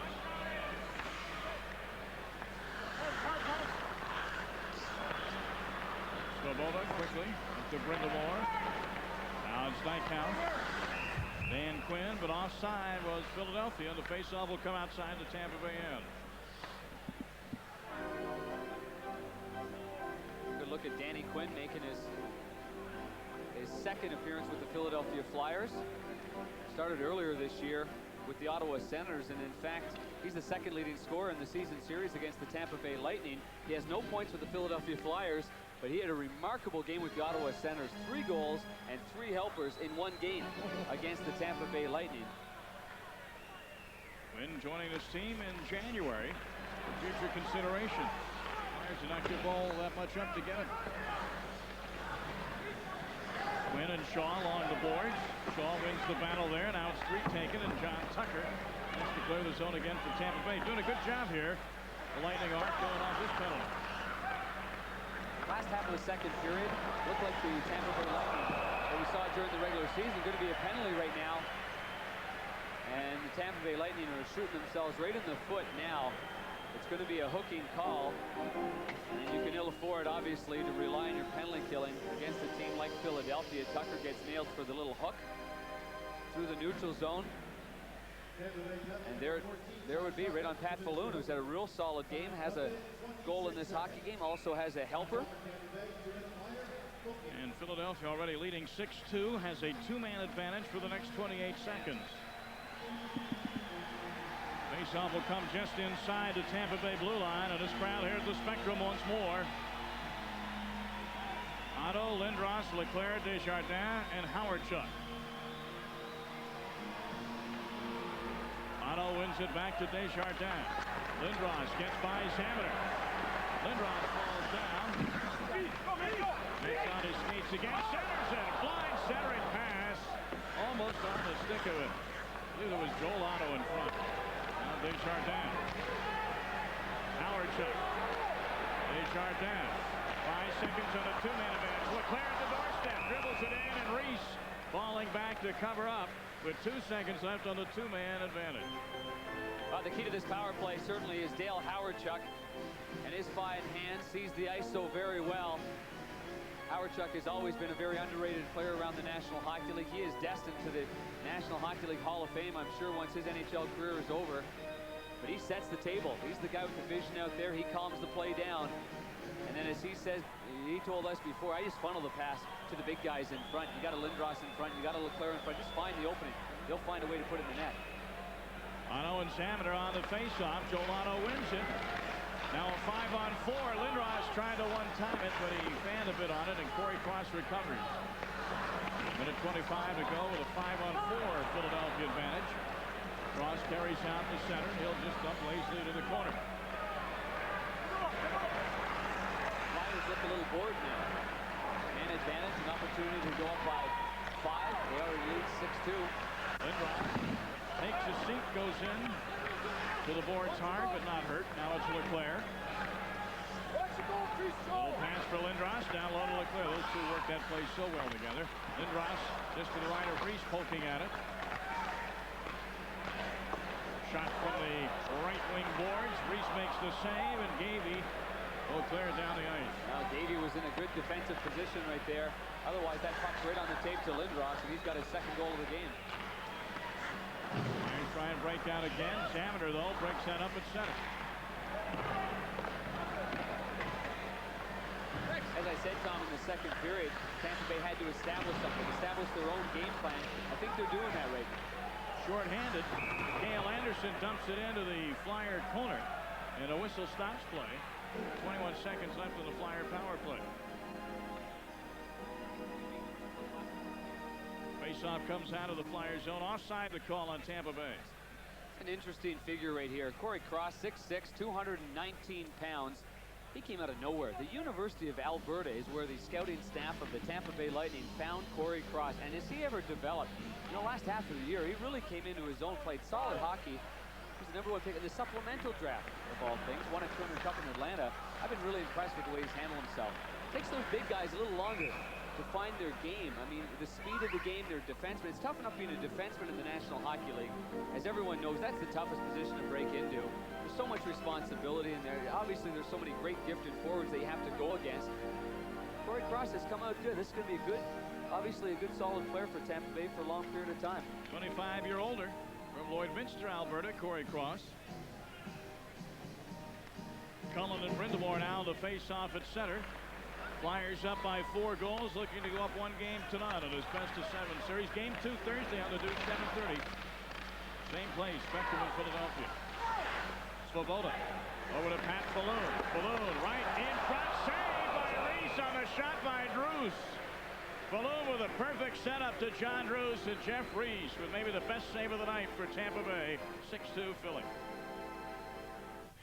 Tom Mees, I'm Darren Pang in the transition game of the Philadelphia Flyers. Ron Brindamore, strong hockey game. Up the ice, another little heads-up play by Svoboda. Backhand pass right here by Pat Balloon, right on the tape to Drews. What an excellent glove save by Jeff Reese. Play is on at center. Pat Balloon for Philadelphia. Glad you know where you are, Darren. Cody Poche tries to clear the zone for Tampa Bay. It'll dribble in on Hextall. Good for Desjardins. Oh, loose in the slot. John Cullen, he scores! John Cullen takes a turnover and makes no mistake. And hold everything. It's now a 3-goal game with 16 minutes left.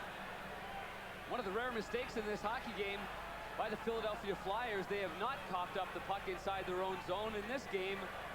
And this one proves costly. Eric Desjardins, he just fanned on it. That's just the bottom line. Instead of rolling off the blade of his stick, it rolled off the heel. Right on the tape, Sean Burr's there put in some pressure. And John Cullen, the recipient. Let's good look at it. Burr made a quick play just to take a backhanded whack on that. Just with enough time to get it right on the tape to Cullen.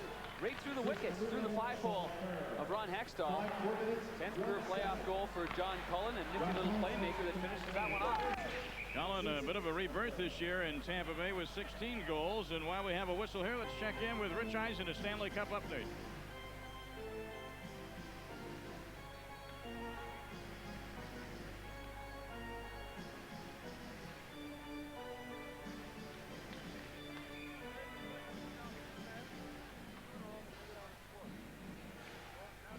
Well, there's no doubt. That's why the instant replay in the NHL is so effective. That was clearly a goal, and Forsberg has an excellent backhand. It's a little hoister right there, huh? From the short side. What a game, what a series that is going to be. It sure is. Vancouver and Colorado. You like wide open hockey, that may be the series for you. As that one winds on. Shel Samuelson touches up for Philadelphia, and icing the call on Tampa Bay. Very difficult when you're a goaltender to have no rhythm whatsoever.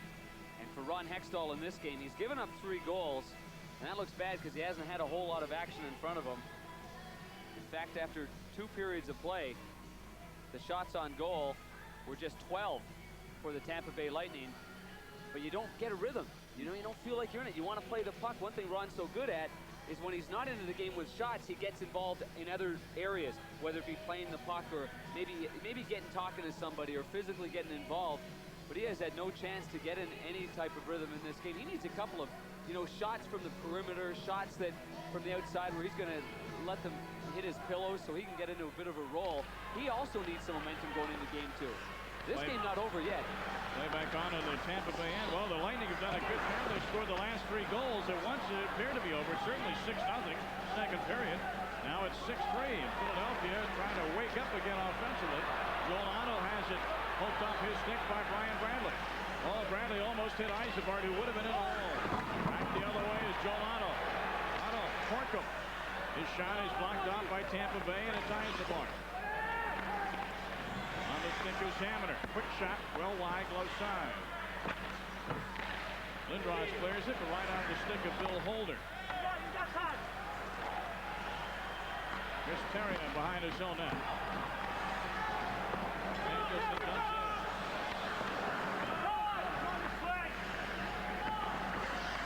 The communication of the players on the ice.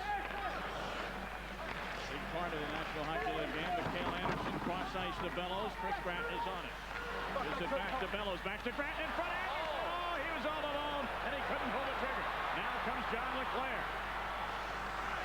LeClair trying to hit Lindros steaming down the slide. That's a near miss. Back the other way. Bellows' play opens up a bit now.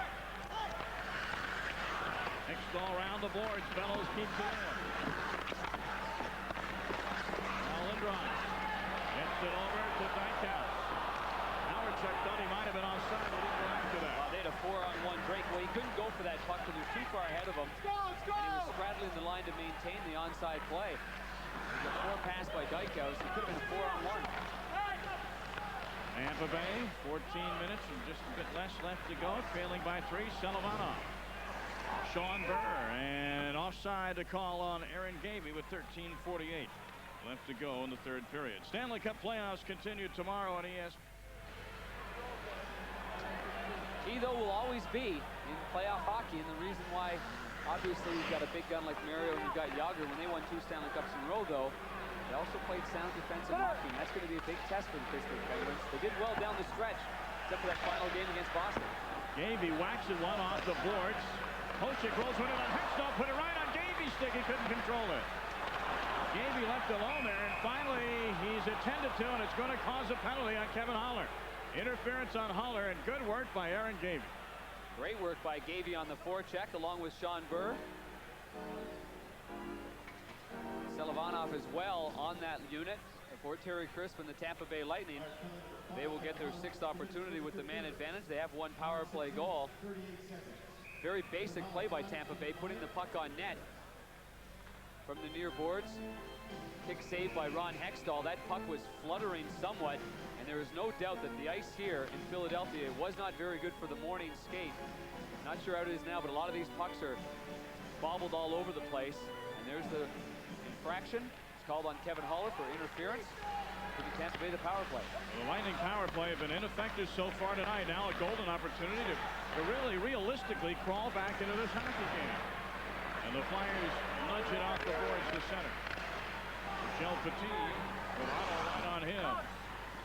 Bradley, Petit, Hammerlick out there, Paul Isabart, and Brian Bellows. And here's Brian Bradley. Back pass off the boards. Bellows in front. Great pass, almost connected with Isabart. Now Bellows in the corner. Isabart. And Chris Terrian says, thank you, I'll ice that puck. Good play by Terrian, too. Looked like Tampa Bay had full control of the power play behind the net, working the puck between Bellows and Brian Bradley. Good defensive play. Bradley circling in his own end with still half the power play to go. Selivanov carried in, was knocked right back out again. And more scoring going on in the playoffs. Rich Eisen, what do you have for us? That would be a big benefit to them, but you know, the Montreal Canadiens have so much history. I'm not sure if that comes into play, but they know how to win. It's part of their past. The pressure's on them to win. Shaw, oh, he hit Cullen in the slot. Almost a perfect redirection by John Cullen. Back out to the point to Shaw, down low. Selivanov. He's got Gratton in the slot, but Selivanov is tied up by Desjardins. Here's Cullen again, gets it out to Shaw, loads of room to shoot, deflected, and it's wide. And another whistle by Koharski. And interference going to be the call. I think it might be goaltender interference on Tampa Bay. Yeah, and John Cullen's pointing towards Ron Hextall being out of the crease. Grattan was coming from Ron Hextall's right towards the slot right in front of the crease, and he made contact with Ron Hextall. But John Cullen was there as well, and he was pointing. You could see what he was pointing to. That was that Hextall was outside of his crease. Shot from the point. Good shot block right there. And you see from that perspective, now from that angle, Hextall's out. Hextall's going to come out and challenge. He's on top of the screen. No, Grattan has no idea that Ron Hextall is there. No idea whatsoever. He's looking at that shot from the point, anticipating the goalie will be inside the crease. Well, an unfortunate... I'm part of the union, but I think that was a missed call, partner. Yeah, I do too. That's an unfortunate circumstance for Tampa Bay. Interference, the official call at 8:12. Now wipes out what time left Terry Crisp team have with the extra man, and in 26 seconds, Philadelphia will have the extra skater. So a break for the Philadelphia Flyers, up by 3 with 11:45 to go in the third. Game 1 of a best-of-7 on ESPN2 tonight, Philadelphia, Tampa Bay. Here's John Cullen. He and Michel Petit break in 2-on-2. Petit can't get around Desjardins. In a few moments, the Flyers will have the power play. Druce takes a hit at center. Now it's a 5-on-4 for Philadelphia. Desjardins quickly up to Brind'Amour. Gets behind the defense, takes the shot, and Reese holds his ground and makes the nice save. Wonderful patience by Jeff Crease. Reese in the crease, of course. Good stand-up play there, but Rod Brind'Amour's having one heck of a hockey game. Tie my tongue a little bit. Through the neutral zone, you see, though. He's calling for the puck. He wants the puck down the right side. Here's the play right here. Oh, he gave Selivanov just a little wee move, and Selivanov, not being a defenseman, as Hammerlick was caught off ice. Brind'Amour read the fact that it was a forward back there on D. Made just one little shifty. All he did was a little half. It was just a little half head fake, as if he was passing to somebody. Selivanov showed why he scores goals. Although he is one of the few players on Tampa Bay that is a plus player this year, +3. Howard Chuck out to Dykhouse, trying to return the favor. Howard Chuck not ready for it. Howard Chuck in the corner again. Plenty of time on this Philadelphia power play. Leclerc. Howard Chuck behind the goal. Tries the wraparound. Reese is ready for it. And Tucker will skate it out to center. Tucker dumps in. Fires Dykhouse. That's over too far for Terrien. And the Lightning do clear it into their own player bench. Face off with 10:36 to go in the third.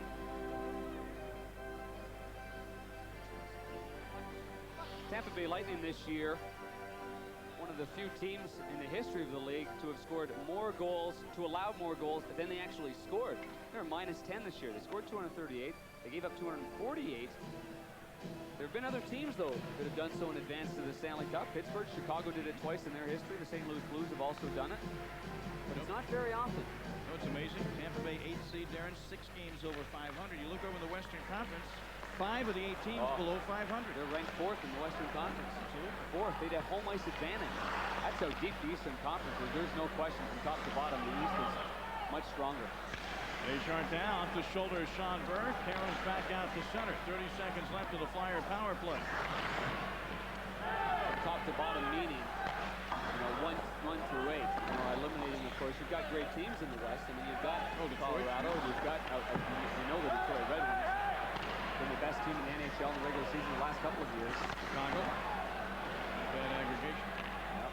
Then you add up the points from the 8 and go up there. Boy. Well, they won the last 5 Stanley Cups the Eastern Conference has.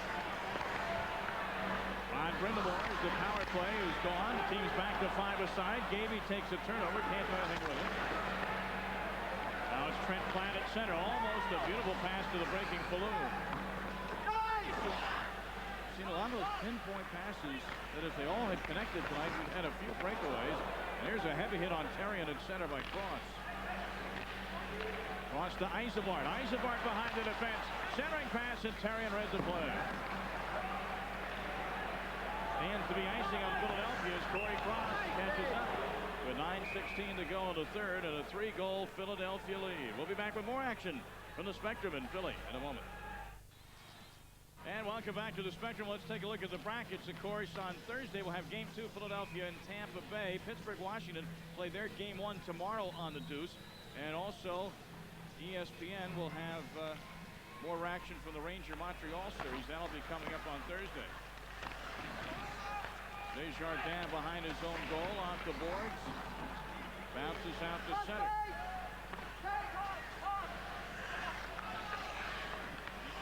Playoff race so volatile, went down to the final line of the season before we knew who was playing who and where. I think the biggest surprise when you look at last season, Florida not only making the playoffs but having home ice.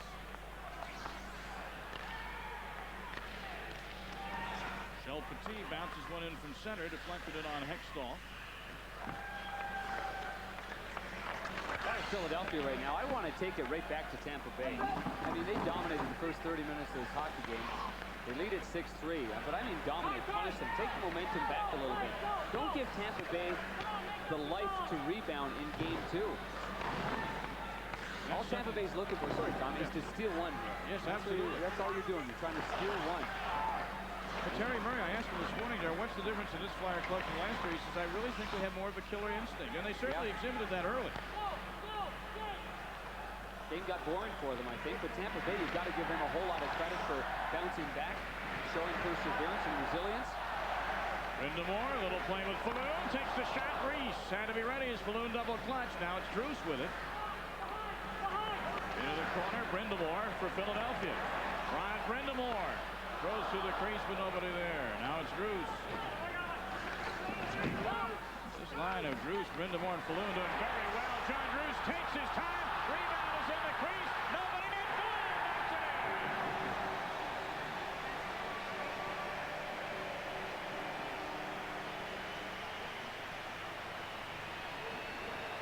Second goal of the night for Pat Falloon. 7-3 Philadelphia.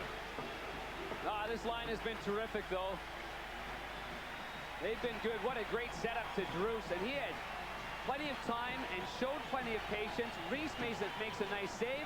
Look how many Tampa Bay Lightning have a chance to clear this puck. Grattan and Shaw never gets cleared, and that's the stick of Pat Falloon that fires home the empty netter. Reese scrambling, desperate. Shaw just over-kicked at it. Otherwise, it's a cleared puck. Another stick right here, Grattan. He doesn't have enough strength with just one hand on his stick at the very end. And Falloon nails it home. And of course, those are not boos. Those are the fans cheering for Pat Falloon. Second goal of the night.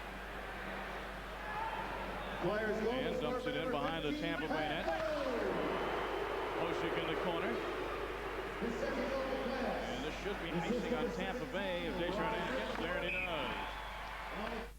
Come back to the Spectrum in Philadelphia. Pat Falloon, of course, was with those San Jose teams that surprisingly made the playoffs last 2 years. Now he's here with a team that legitimately has a shot to win the whole thing, and he's having a good night. Good addition to this club because he adds skill, and when he came over from San Jose, the one thing he admitted, and certainly the Philadelphia Flyers acknowledged, he had to get himself in shape.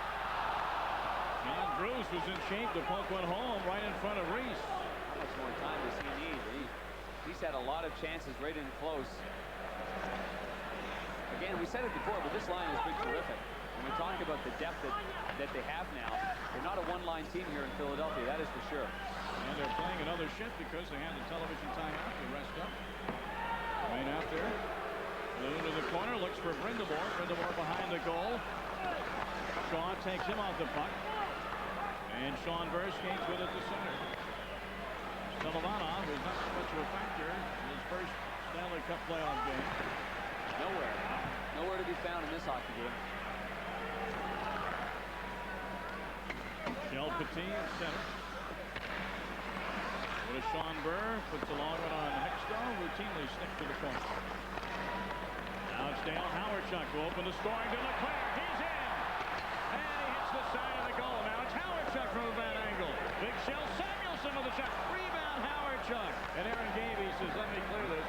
And he sends it into the crowd. So another flurry by the Philadelphia Flyers.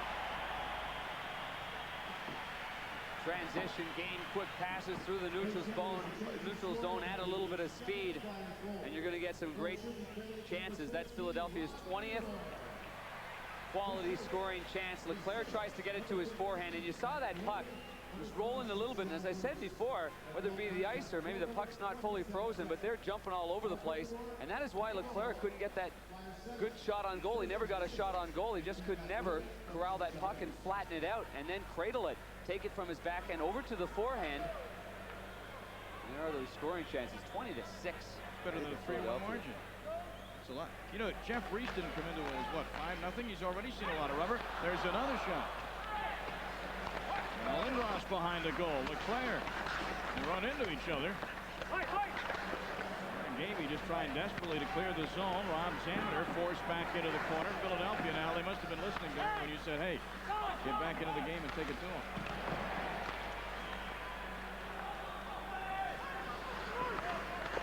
Zander finally comes out to center, and Gaby will dump it in. Don't forget the NHL tonight coming up next right after our game here at the Spectrum. Game 1 of the Stanley Cup playoffs. Tampa Bay and Philadelphia. And it's been a night for the Flyers and their fans tonight. A night for the John Leclerc and Lindros, Hawerchuk. Leclerc just flies through that. When he gets going and gets the puck on his stick, going through the neutral zone and crossing the blue line, you can't stop him. The only thing you can possibly do is hook him and trip him. But he is at his best when he's driving towards the net, not playing on the perimeter, not being that type of player, getting involved, going to the net, crashing in front, getting the little tip-ins, situations like you just saw, going to the net with full speed ahead.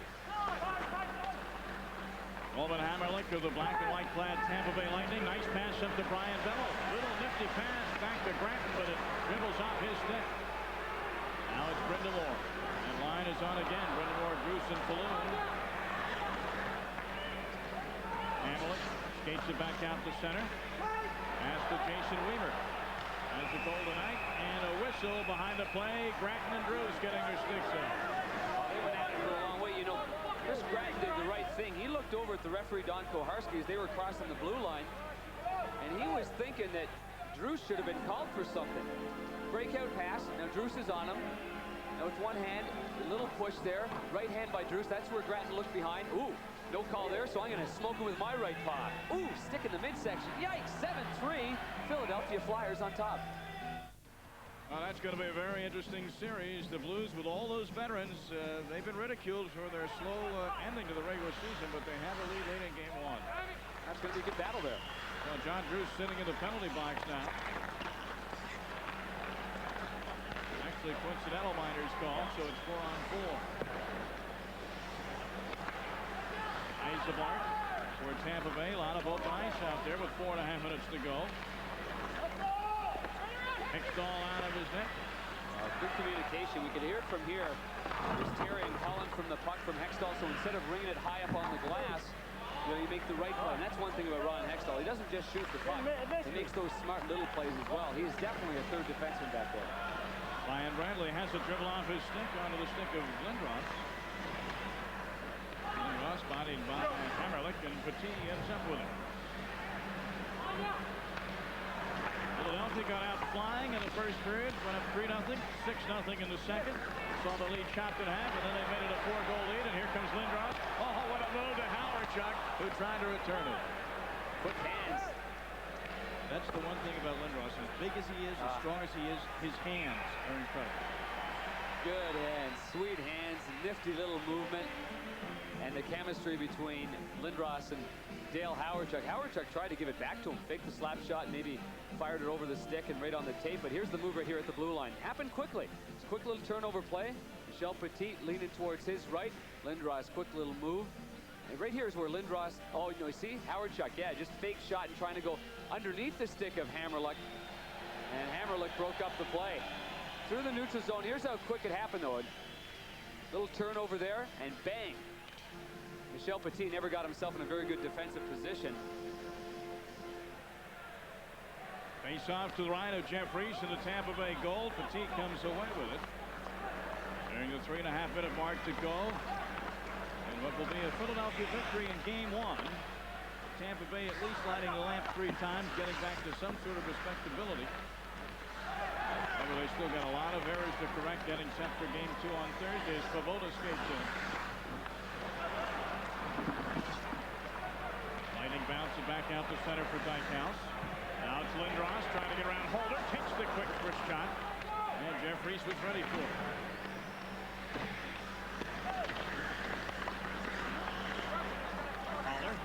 Holder. Cross ice off the boards for Holder.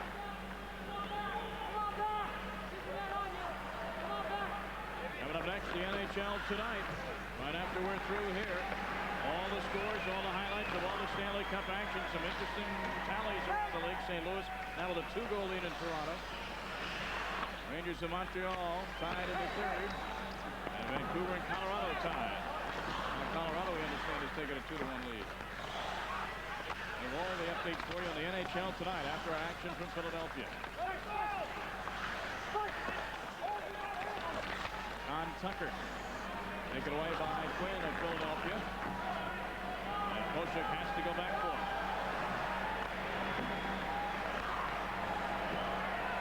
Cross-ice pass attempted to Mikhail Anderson, backfires, and Corey crosses him. Intercepted by Podine at center. Sean Podine, Corkham's the trailer. Corkham, shooter pass, takes the shot, hits the side of the goal. Quinn was cruising down the slot. Now it's Podine in the corner. Flyers fourth line working hard. Dan Quinn. Back pass for Corkham, intercepted. Therrien at center. Podine almost falls down and tried to shoot that one so hard. Yeah, then he took a hit. A little bit of an elbow maybe from big Corey Cross. And what's left of this crowd with a minute and a half to go, giving their heroes a standing ovation. As Dykhouse taken down by Reaver. Shot by Platt. Hits a post. And bounds all the way down behind Hextall. Svoboda touches off. Platt on.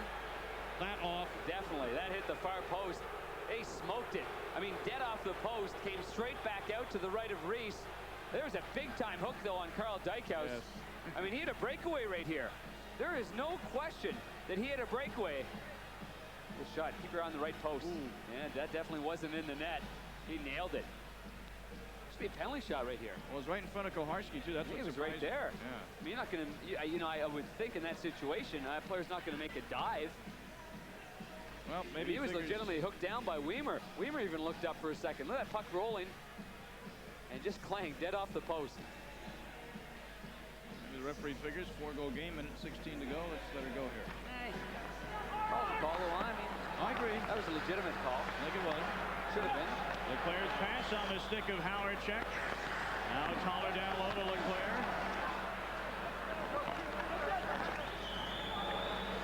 Last game of play in the third And period. we've reached the final minute of play. Philadelphia will take a 1-game 10-run lead. Game 2 on the deuce. You would think Tampa Bay would come with a little bit more in the old bags on Thursday night. Lindros at center. Surprised they're on the ice. Yeah, Gargano just dumps into the corner. Ryan Bellows for Tampa Bay. 30 seconds to go. Rob Salmon with a blast, and Hextall sharp on that one. Hextall hasn't had to be too sharp too often tonight.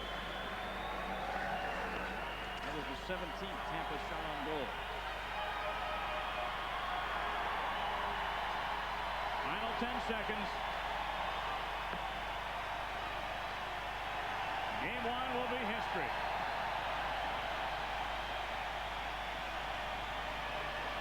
The horn sounds at the Spectrum in South Philadelphia, and Michel Petit doesn't want the game to end, does he? This is a reaction from Eric Lindros in the neutral zone. Before the horn had sounded, Michel Petit fired the puck towards Ron Hextall. With still seconds on the clock. Eric Lindros took exception and hit him, and Michel Petit just was trying to get a hold of Eric Lindros. So Ron Hextall now becomes the winningest Flyer goalie ever in Stanley Cup play with his 36th postseason victory, one ahead of Bernie Perron. Our final score, 7-3 Philly.